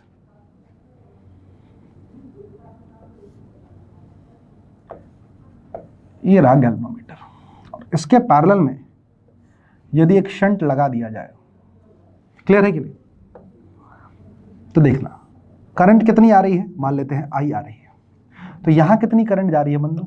आई जी जा रही है। और यहां कितनी करंट जा रही है मुझे बताओ? I - I G जा रही है। क्लियर है या नहीं? बिल्कुल सही सर। अब ध्यान सुनना, मैं किस तरीके से, नोट देखना ना, नोट, मैं किस तरीके से अप्रोच करता हूं। मैं सबसे पहले ईटा निकालता हूं, एफिशिएंसी। सबसे पहले क्या निकालता हूं? एफिशिएंसी। याद रखने का तरीका देखो, है ना? ईटा होता है नाप पाता है अपॉन नाप पाता था। सबसे पहला काम है, आप चाहे वोल्टमीटर है चाहे गैल्वेनोमीटर है, मैं कर रहा हूं, मैं पूरा सिखा रहा हूं, ध्यान सुनना। नाप पाता है अपॉन नाप पाता था। अभी कितना नाप पा रहा है बंधु बता? अभी सर आई नाप पा रहा है, और ये शंट नहीं लगा था तो पहले कितना नाप पाता था? आई जी नाप पाता था। तो ये हो जाएगा I/IG। अरे क्लियर है या नहीं? नाप पाता है अपॉन नाप पाता था, क्या हो जाएगा? I/IG। इनफैक्ट अब कई लोग फॉर्मूला याद करते हैं, शंट की वैल्यू इक्वल करते हैं ना। मैं आपको एक गजब की ट्रिक बताऊंगा जिससे आप एक लाइन में क्वेश्चन को कर सकते हैं। सबसे पहले आपको ईटा निकालना है जो नाप पाता है अपॉन नाप पाता था, और शंट लगाने से पहले जो मैक्सिमम करंट आ रही थी। तो आगे देखते हैं तो क्या हो जाएगा, मुझे बताओ बंधु। अपने केस में ईटा की वैल्यू कितनी है? आई अपॉन टोटल आने वाली धारा का 0.2%। 0.2 मतलब कितना होगा? 0.2/100। आई मैटर क्लोज। अपने केस में सूर्या सर ईटा तो जो है ना वो कितना है? 500 है सर। फालतू बात नहीं करेंगे अपन, अपने को पता है ईटा की वैल्यू अपने केस में कितनी है? 500 है। बिल्कुल सही है। तो याद रखना, ध्यान सुन, ईटा हमने निकाल लिया। अब जो शंट की वैल्यू होती है आपको तो पता ही है, I - IG into S should be is equals to क्या होना चाहिए? IG into G. होना चाहिए कि नहीं होना चाहिए? बिल्कुल सही, बिल्कुल होना चाहिए सर। कोई समस्या है क्या? नहीं सर। पूरे को IG से डिवाइड कर दे ब्रो। ये क्या लिखा था? I/IG -1 into S is equals to G. I/IG क्या है अपना? ईटा है कि नहीं है? Yes sir. Eta -1 into S is equals to G. अरे सर शंट की वैल्यू तो होती है G/ईटा -1। अरे अमेजिंग अमेजिंग, ये याद रख बेटा, ये डायरेक्ट रिलेशन याद रख सकता है। शंट की वैल्यू G/ईटा -1 होती है। इससे पता भी चलता है कि जो शंट है वो गैल्वेनोमीटर से कम रेजिस्टेंस लेगा क्योंकि डिवाइड हो रहा है ईटा -1 से। क्लियर है या नहीं? बिल्कुल सही। तो ईटा कैसे निकालते हैं? नाप पता है अपन नाप पता था। शंट की वैल्यू क्या होती है? G/ईटा -1। अच्छा, ये पूरा कॉम्बिनेशन मिलके क्या बना रहा है? एमीटर बना रहा है कि नहीं? Yes sir. तो एमीटर एक्चुअली में क्या है? G पैरेलल S है या नहीं है? Yes sir. तो याद आप देखोगे तो रेजिस्टेंस ऑफ एमीटर आपको मिलेगा G/ईटा। क्या मिलेगा बच्चों? G/ईटा। अरे सूर्या सर तो गजब हो गया यार। 3 फॉर्मूले याद रख लें अपन। नाप पता है अपन नाप पता था पता है, तो शंट हो जाएगा G/ईटा -1, एमीटर हो जाएगा G/ईटा। और इनफैक्ट तेरे को एक बढ़िया सी चीज बताता हूं, ये तो बात हो गई किसकी? गैल्वेनोमीटर से एमीटर की। यदि वोल्ट मीटर की बात करता ना बंधु और मजा आता तुझे। वोल्ट मीटर में क्या होगा? वापस से ईटा होगा नाप पाता है अपॉन नाप पाता था, सबसे पहली चीज। यस और नो सर, बिल्कुल सही। अब मैं डेरिवेशन में नहीं जा रहा हूं। शंट की यदि तू बात करेगा तो ये होगा जी इंटू ईटा माइनस 1, यहां मल्टीप्लाई होगा। ये क्या बताता है कि शंट बढ़ता है, ये क्या बताता है शंट घटता है। देखो कितना सिमिलर है फॉर्मूला, यहां डिवाइड हो रहा है, यहां मल्टीप्लाई हो रहा है। और जैसे वहां पे आरए निकाला था, आरवी की वैल्यू क्या निकालेगा? अरे सूर्या सर मैं तो समझ ही गया हूं, अब तो बात ही निकालेंगे सर, अपन को बिल्कुल समझ में आ गया। वहां जी बाई ईटा था, यहाँ पे जी इंटू ईटा। पत्र को करना क्या है, नाप पाता है अपॉन नाप पाता था निकाल ले, ईटा निकाल ले, तेरे को एस पता चल जाएगा और जी सॉरी और यहां बदल जाएगा आर ए आर वी पता चल जाएगा। अब इस क्वेश्चन में देख, खत्म कर, एक लाइन में खत्म करेगा तो देख सर समझ में आ गया मेरे को। अभी देखो आप, in an ammeter 0.2% of main current, अच्छा है थ्रू द गैल्वेनोमीटर इसका, अच्छा ईटा सर आई है नाप पाता है, मान लेते हैं आई नाप पा रहा है, लेकिन गैल्वेनोमीटर में कितना भेज रहा है सर, वो 0.2% ऑफ आई, मतलब 100 ऑफ आई। सर यहां से हमको पता चला 500। अच्छा अब क्या पूछा सर, खत्म करो, मैं एक लाइन में बता दूंगा। If resistance of galvanometer is G है तो रेजिस्टेंस ऑफ एमीटर कितना होगा? ओ माय गॉड सर, अभी आपने बताया गुरुदेव जी अपॉन ईटा होता है, खत्म कर, जी बटे 500, मैटर कर दे क्लोज, आंसर आ जाएगा ऑप्शन नंबर सी। दिख रहा है कितना आसान है, दिखा छोटे कैसे सॉल्व किया अपन ने, है ना। तो ये तरीका, it's always an amazing method, amazing approach. बस आपको ये पता होना चाहिए ईटा होता है नाप पाता है अपॉन नाप पाता था। और इसी के साथ हमने करंट, इलेक्ट्रिसिटी और किसका मैटर क्लोज कर दिया है प्यारे बच्चों, हमने इंस्ट्रूमेंट्स का मैटर क्लोज कर दिया है। अब आगे बढ़ते हैं और इसमें श्रृंखला में बात करते हैं कैपेसिटर्स की। किसकी बात करते हैं? कैपेसिटर्स की। आइए बढ़ते हैं, तो चलिए चर्चा करते हैं कैपेसिटेंस के ऊपर। किसके ऊपर चर्चा करते हैं बंधुओं? कैपेसिटेंस के ऊपर, राइट। करंट इलेक्ट्रिसिटी के बाद एक या दो क्वेश्चन आप कैपेसिटेंस से भी एक्सपेक्ट कर सकते हैं, बट मेक श्योर करें प्यारे बच्चों करंट इलेक्ट्रिसिटी को आप बहुत अच्छे से प्रिपेयर करें। बढ़ते हैं कैपेसिटेंस की तरफ। पहला सवाल, पहला ही थोड़ा तूफानी सवाल मैंने ले लिया है, आइए देखते हैं क्या है, पढ़ते हैं। A parallel plate capacitor of area A, plate separation D and capacitance C is filled with 4 dielectric material having dielectric constants K1, K2, K3 and K4 as shown in the figure. If a single dielectric material is to be used have the same capacitance C in the given capacitor, then its dielectric constant K is given by. कभी भी इस प्रकार के question आए, है ना, it's very critical type of problem, because इसमें इतने सारे वेरिएबल्स है, इसको कैसे सॉल्व करेंगे याद रखना। एक मैं आपको ट्रिक देता हूं, पर पहले obvious reasons you must need to try it बच्चों। तो एक बार जरूर ट्राई करें, है ना, और देखिए क्या आपसे आंसर आ रहा है। यदि आ रहा है तो बहुत ही बढ़िया। आइए देखते हैं मैं इसको कैसे सॉल्व करूंगा। यार K1, K2, K3, K4 रखना ना बहुत डिफिकल्ट काम हो जाएगा। तो मैं काम करता हूं, मैं अज्यूम करता हूं इस प्रश्न के अंदर कि चचा जान K1 बराबर K2 बराबर K3 बराबर K4 बराबर K, मैं यही करके अज्यूम सॉल्व कर दूंगा।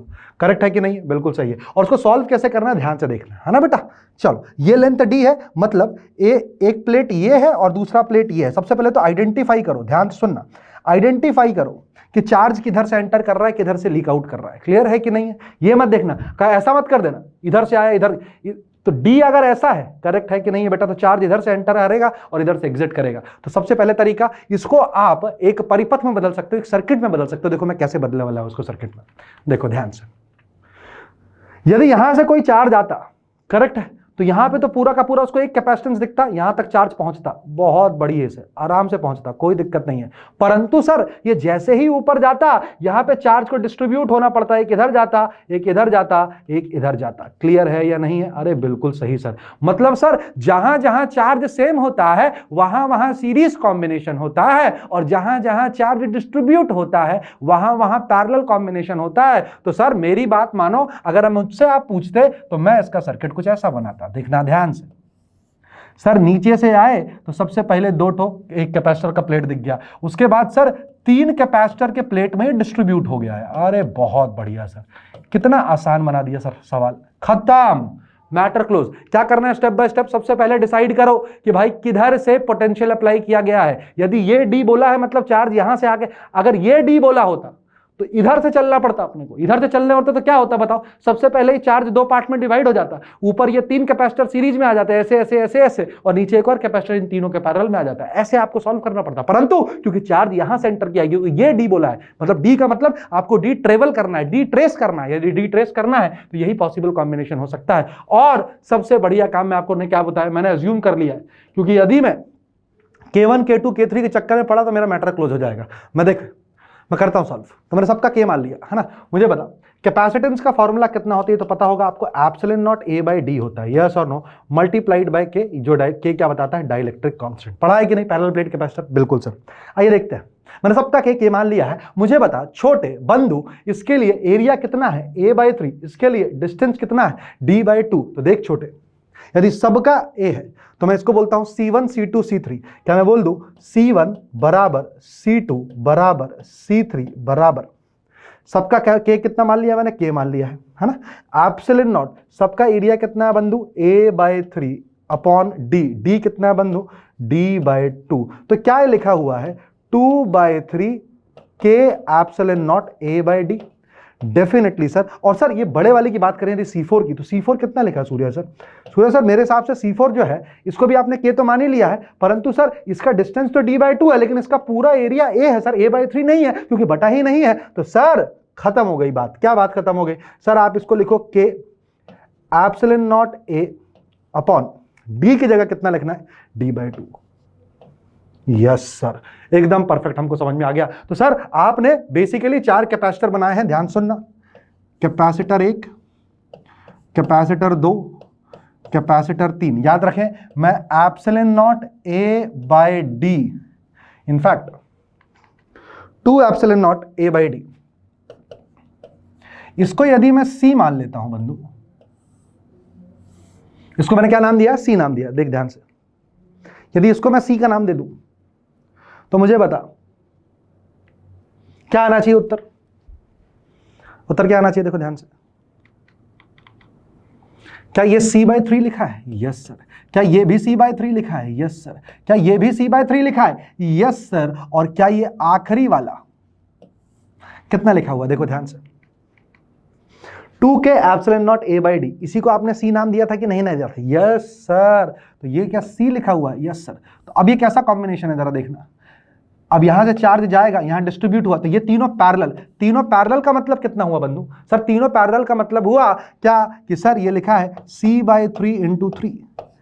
ये पूरा कॉम्बिनेशन कितना बन चुका है सर? ये तो बन चुका है c, और ये यदि c है, ये यदि c है तो c इक्विवेलेंट पूरा कितना हो जाएगा, c in series with c कितना होता है, c/2। जैसे रेजिस्टेंस सीरीज में होता है वैसे कैपेसिटेंस पैरेलल में, और जैसे कैपेसिटेंस पैरेलल में होता है वैसे रेजिस्टेंस सीरीज में। तो c/2 सर इसका टोटल उत्तर है, जहां c का मान कितना है बंधु, मुझे बता सकते हैं क्या? Yes sir, 2k epsilon not a/2d।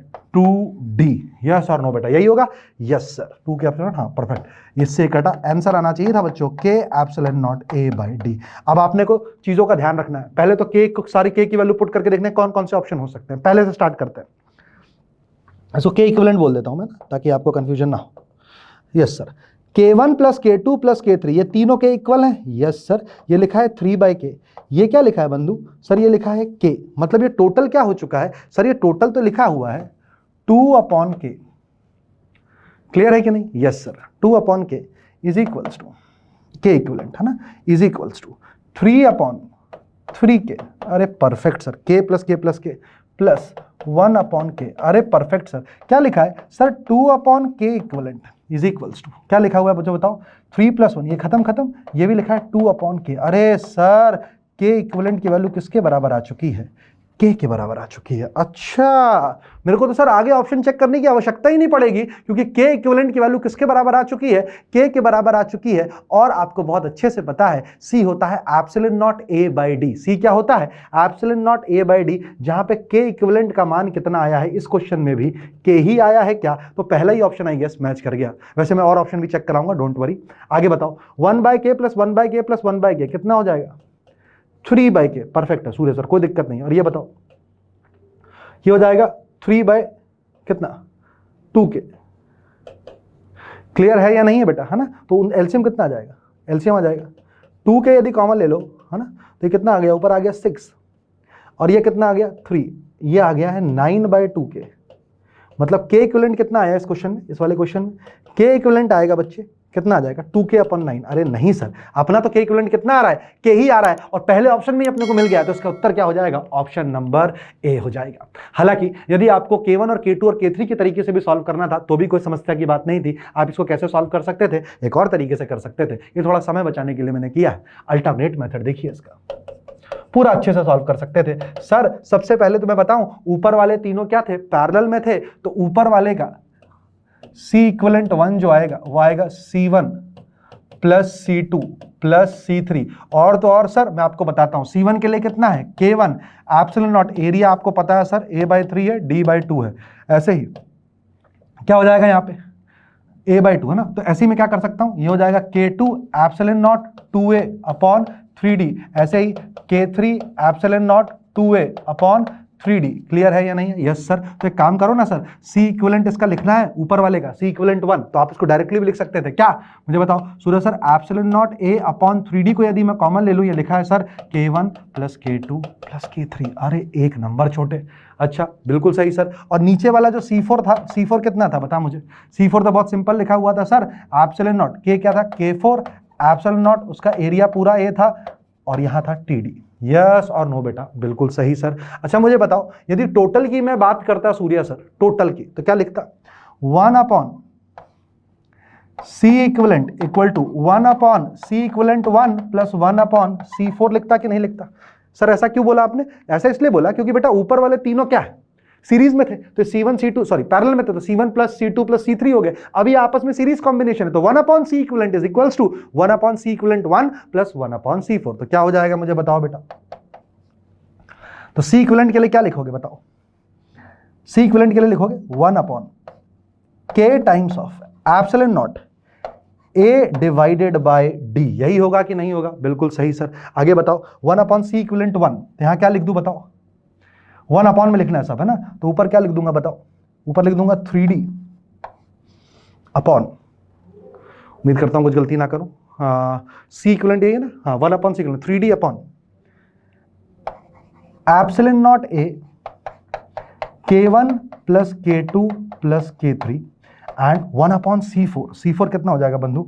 D upon, है ना, D/2 था ब्रो, है ना, और ये कितना था D अपॉन 2 है, ठीक है, 2 भी आना चाहिए था, यस कहाँ गया? 3D अपॉन C इक्विवेलेंट 1 कितना आया था बेटा? C इक्विवेलेंट 2 आया था, 2 भी कॉमन आएगा ना, 2 आएगा यहाँ पे, यस यस यस, तो यहाँ पे भी 2 कॉमन आएगा, यस यस यस, ठीक है। तो यहाँ पे कितना आ जाएगा मुझे बताओ बेटा? D upon 2 into K4 epsilon not A।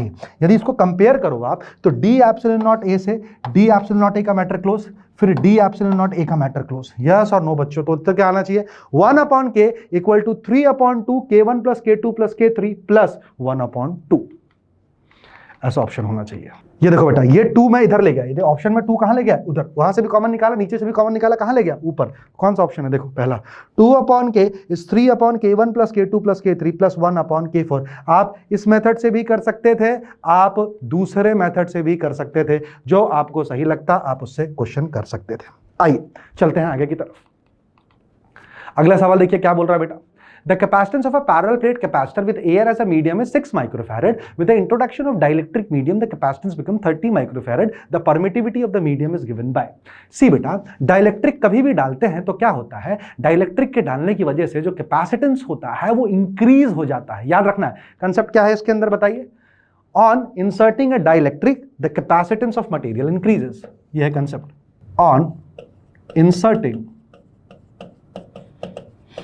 dielectric the capacitance increases। ये था भैया इसका मुद्दा।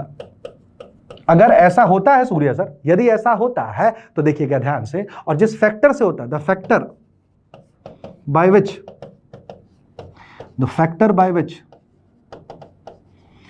capacitance increases is called dielectric constant, is called dielectric constant और relative permittivity, दोनों एक ही चीज है। तो क्या दिखते, पहले कितना था बंधु? 6 था, बाद में कितना हो गया?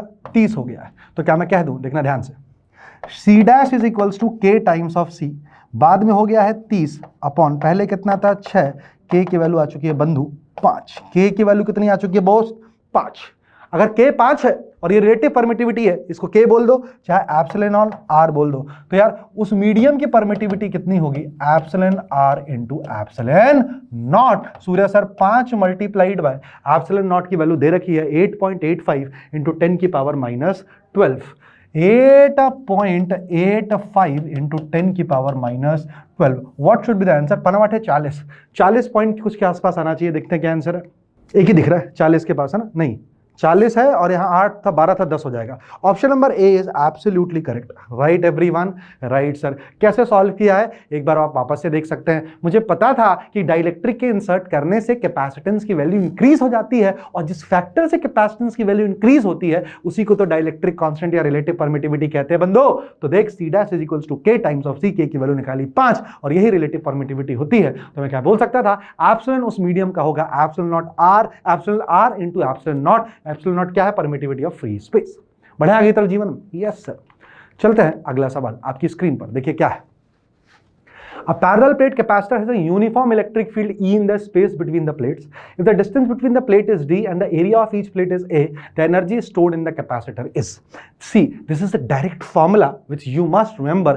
अगर आपको याद हो, दो फॉर्मूले आपको याद रखना है। देखिए कौन कौन से, देखो ध्यान से, है ना, एनर्जी डेंसिटी की, है ना, तो देखिए ध्यान से, एनर्जी डेंसिटी, ये U क्या बताता है बेटा, energy density, that is energy stored per unit volume, energy stored in capacitor, energy stored per unit volume।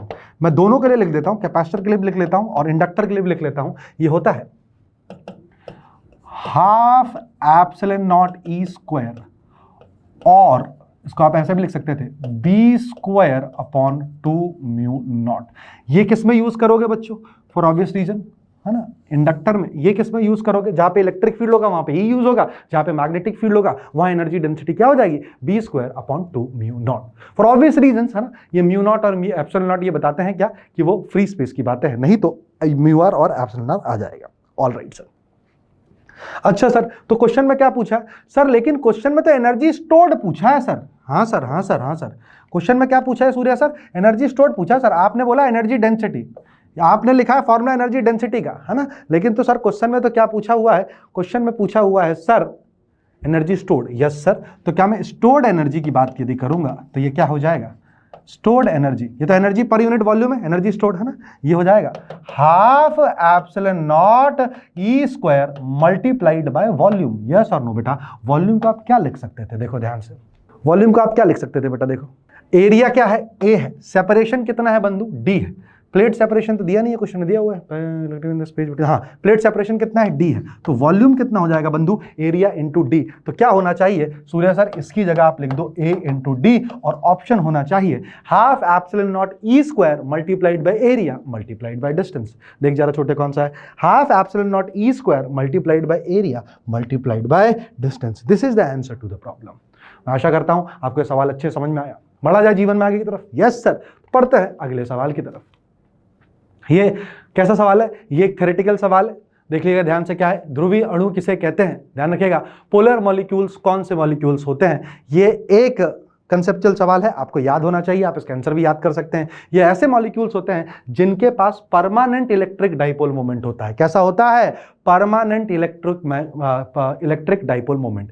ये वैसा ही कुछ है जैसे वहां पे आप पढ़ोगे मैग्नेटिज्म के अंदर फेरोमैग्नेटिक मटेरियल्स की प्रॉपर्टी, यहां पे वो पोलर मॉलिक्यूल का काम करता है।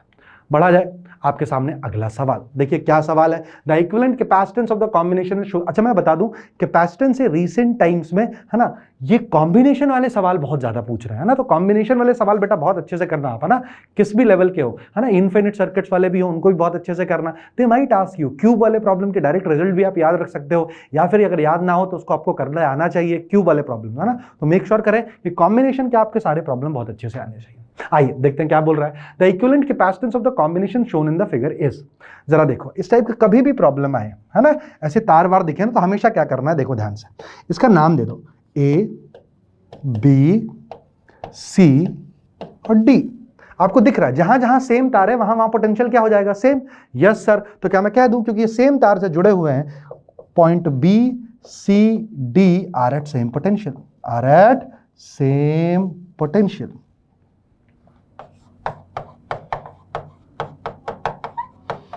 क्लियर है या नहीं है? Yes sir. और आपको ए और डी के बीच में निकालना है? बिल्कुल सर। तो देखिए क्या करें, मैं यहां लिख देता हूं ए, यहां पे लिख देता हूं बंधु बी, सी और डी।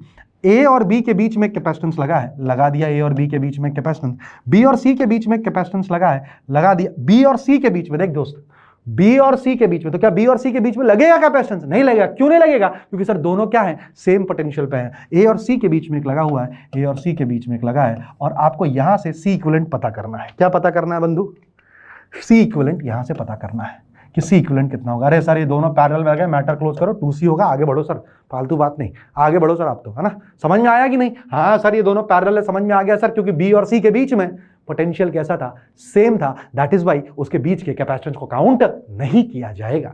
चलिए तो देखते हैं अगला सवाल। ये सवाल बहुत बढ़िया है, तो इस पे अच्छे से फोकस करिएगा और एक बार जरूर इस सवाल को ट्राई करिएगा बच्चों, है ना? चलिए तो मैं एक बार स्क्रीन के सामने चढ़ जाता हूं, एक बार आराम से पॉज करिए, क्वेश्चन को ट्राई करिए, देखिए क्या आंसर आ रहा है। मैं उम्मीद करता हूं आप लोग कर चुके होंगे। आइए बढ़ते हैं जीवन में आगे की तरफ।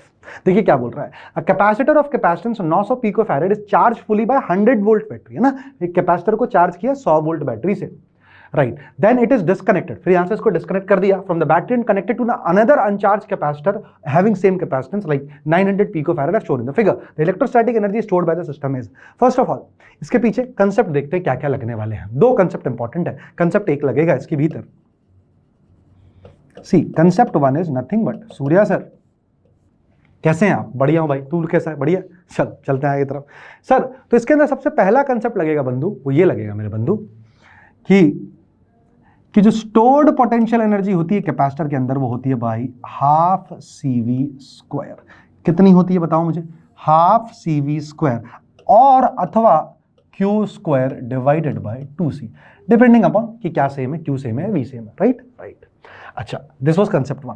कंसेप्ट टू रिक्वायर्ड इज, यदि दो कैपेसिटर को आप किसी वायर से जोड़ देते हो तो charges will flow till the potential on both the capacitor will become equal. Always remember, right? Charges, if two capacitors are connected,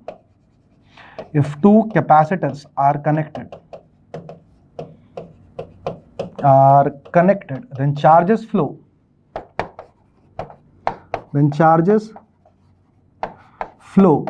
till potential of both become equal। इन दो कंसेप्ट का इस्तेमाल करके मैं इस सवाल को आपको करके दिखाऊंगा। आइए सबसे पहले निकालते हैं कॉमन पोटेंशियल। सबसे पहले क्या निकालेंगे अपन? Common potential. तो देखिएगा कॉमन पोटेंशियल होगा, वो क्या होगा? Total charges upon total capacitance. Yes और नो बेटा? Yes sir, total charges upon total capacitance. Total charge कितना है? तो देखो सबसे पहले वाले इस सिस्टम की बात कर रहा हूं, ये तो सबसे पहले चार्ज था, कितने से चार्ज था बता? इसके ऊपर चार्ज कितना था इनिशियल? इसके ऊपर इनिशियल चार्ज कितना है? 0। इसके ऊपर कितना चार्ज है sir? Q is equals to C into V charge. Clear है कि नहीं? तो कितना आ जाएगा? C1 plus C2। तो इनिशियल टोटल चार्ज कितना था मुझे बताओ बच्चों? Surya sir 900 picofarad. 900 picofarad, Q equal to होता है C इंटू V। Q क्या होता है? C इंटू V के बराबर। 900 पिकोफैरेड बोले तो कितना छोटे? 10 की power -12। Very good sir. Into initial potential कितना था बंधु इसका? 100 था। याद कर, इनिशियल कैपेसिटर है 900 पिकोफैरेड, इनिशियल बैटरी कितनी की है? 100 वोल्ट की। तो चार्ज कितना हो जाएगा? 900 picofarad into 100 volt plus Q2 का मान तो 0 है गुरु। क्यों? क्योंकि इसका C तो पता है, लेकिन इनिशियल वोल्टेज तो इसका क्या था? 0 था। अनचार्ज कैपेसिटर, देखिए बहुत क्लियरली क्वेश्चन में मेंशन्ड है, अनदर अनचार्ज कैपेसिटर। अनचार्ज कैपेसिटर बिल्कुल सही है सूर्य सर, कोई दिक्कत की बात नहीं। C1 प्लस C2 तो कितना आ जाएगा मुझे बताओ? ये हो जाएगा 900 वापस से इंटू 10 की पावर -12 इंटू V कितना है बंधु? V की वैल्यू Q हो गया है ना, 100 plus 0 upon C1 plus C2। C1 plus C2, C1 plus C2 कितना हो जाएगा जरा मुझे बताएं सर? C1 प्लस C2 हो जाएगा 1800, ठीक है बेटा, अपॉन C1 V1, हाँ 1800। 900 प्लस 900 कितना हो गया? 1800 इंटू 10 की पावर -12। क्लियर हुआ या नहीं बेटा? बिल्कुल सही सर। तो यहां से ये गया, यहां से ये गया, कितना आ जाएगा मुझे बताओ? 9 से 2 गया, ये आ गया 50। सर फाइनल पोटेंशियल हमको पता चल चुका है 50 वोल्ट है, और क्योंकि दोनों कैपेसिटेंस इक्वल हैं, दोनों पे 50-50 वोल्ट आ जाएगा। इसकी वजह से क्या होगा, इसकी वजह से टोटल एनर्जी कितनी होगी सर, दो कैपेसिटेंस है, half CV square plus half CV square, तो उत्तर हो जाएगा सर CV स्क्वायर के बराबर, जहां C की वैल्यू है 900 इंटू 10 की पावर -12 इंटू V स्क्वायर की वैल्यू कितनी है बेटा 50 इंटू 50। तो कितना हो गया ये हो गया 1 2 3 4, 1 2 3 4, 1 2 है ना, सॉरी 3 4, तो यहां से बचा होगा 10 की पावर -8 बचा होगा। यस और नो बेटा, यस सर। तो यहां से कितना आंसर आ गया, इसको जैसे ही सॉल्व करोगे you will get the right answer as 9 5 45। ठीक है, तो कितना आ गया था बेटा, ये आ चुका है 9 इंटू 5 इंटू 5 इंटू 10 की पावर, है ना बेटा, यही आया था। Yes sir, -8। क्लियर है कि नहीं है, ये हो जाएगा हाफ CV स्क्वायर की वैल्यू, यही है टोटल पोटेंशियल एनर्जी। तो कितना हो जाएगा बेटा, देख लो, ऑप्शन आना चाहिए 45, कितना आ जाएगा, I think option number B आ जाएगा ना, सॉल्व करेगा तो ऑप्शन नंबर बी आ जाएगा, है ना 2.25। तो option number B is the answer to the problem. बढ़ते हैं कैपेसिटर में आगे की तरफ और अंतिम सवाल की तरफ बच्चों। अंतिम सवाल क्या है, बहुत ही आसान सा सवाल है, मैं उम्मीद करता हूं आपसे सवाल बन जाएगा। देखिए जरा क्या है, the equivalent capacitance of the system shown in the circuit is, क्या दिख रहा है आपको ए और बी के बीच में, बहुत आसान सर, ये 3 और 3 आपस में क्या है पैरेलल, तो क्या बन जाएंगे 6, और 6 और 3 आपस में क्या है सीरीज, तो क्या लिख दूं 6 इंटू 3/6 प्लस 3, 18/9, उत्तर आया 2, उत्तर आया 2, ऑप्शन हुआ डी, मैटर हुआ क्लोज, उत्तर आया 2, ऑप्शन हुआ डी, मैटर हुआ क्लोज। तो मैं उम्मीद करता हूं बच्चों आप लोगों को ये सेशन बहुत ही अमेजिंग लगा है, और प्लीज आप नीचे कमेंट बॉक्स में जरूर लिख के बताइए कि आपको ये सेशन कैसा लगा। मिलते हैं अगले सेशन में मैग्नेटिज्म के साथ, एंड आई होप आप लोग की प्रिपरेशन इसी तरीके से मचाते रहें, बूम बूम करते रहें। और मैं वापस से कहूंगा बेटा, प्रॉब्लम प्रैक्टिस पे बहुत ज़्यादा फोकस करें, PYQ जितने लगा सकते हैं उतने करें, ज़्यादा रिवीजन अगर आपको करना है तो आप ज़्यादा नोटबुक पे ना डिपेंडेंट होकर PYQs और प्रॉब्लम सॉल्विंग पे डिपेंडेंट रहें। तो इसी के साथ मैं आपसे अलविदा लेता हूं। So that's it from my side today. Thank you for patient listening.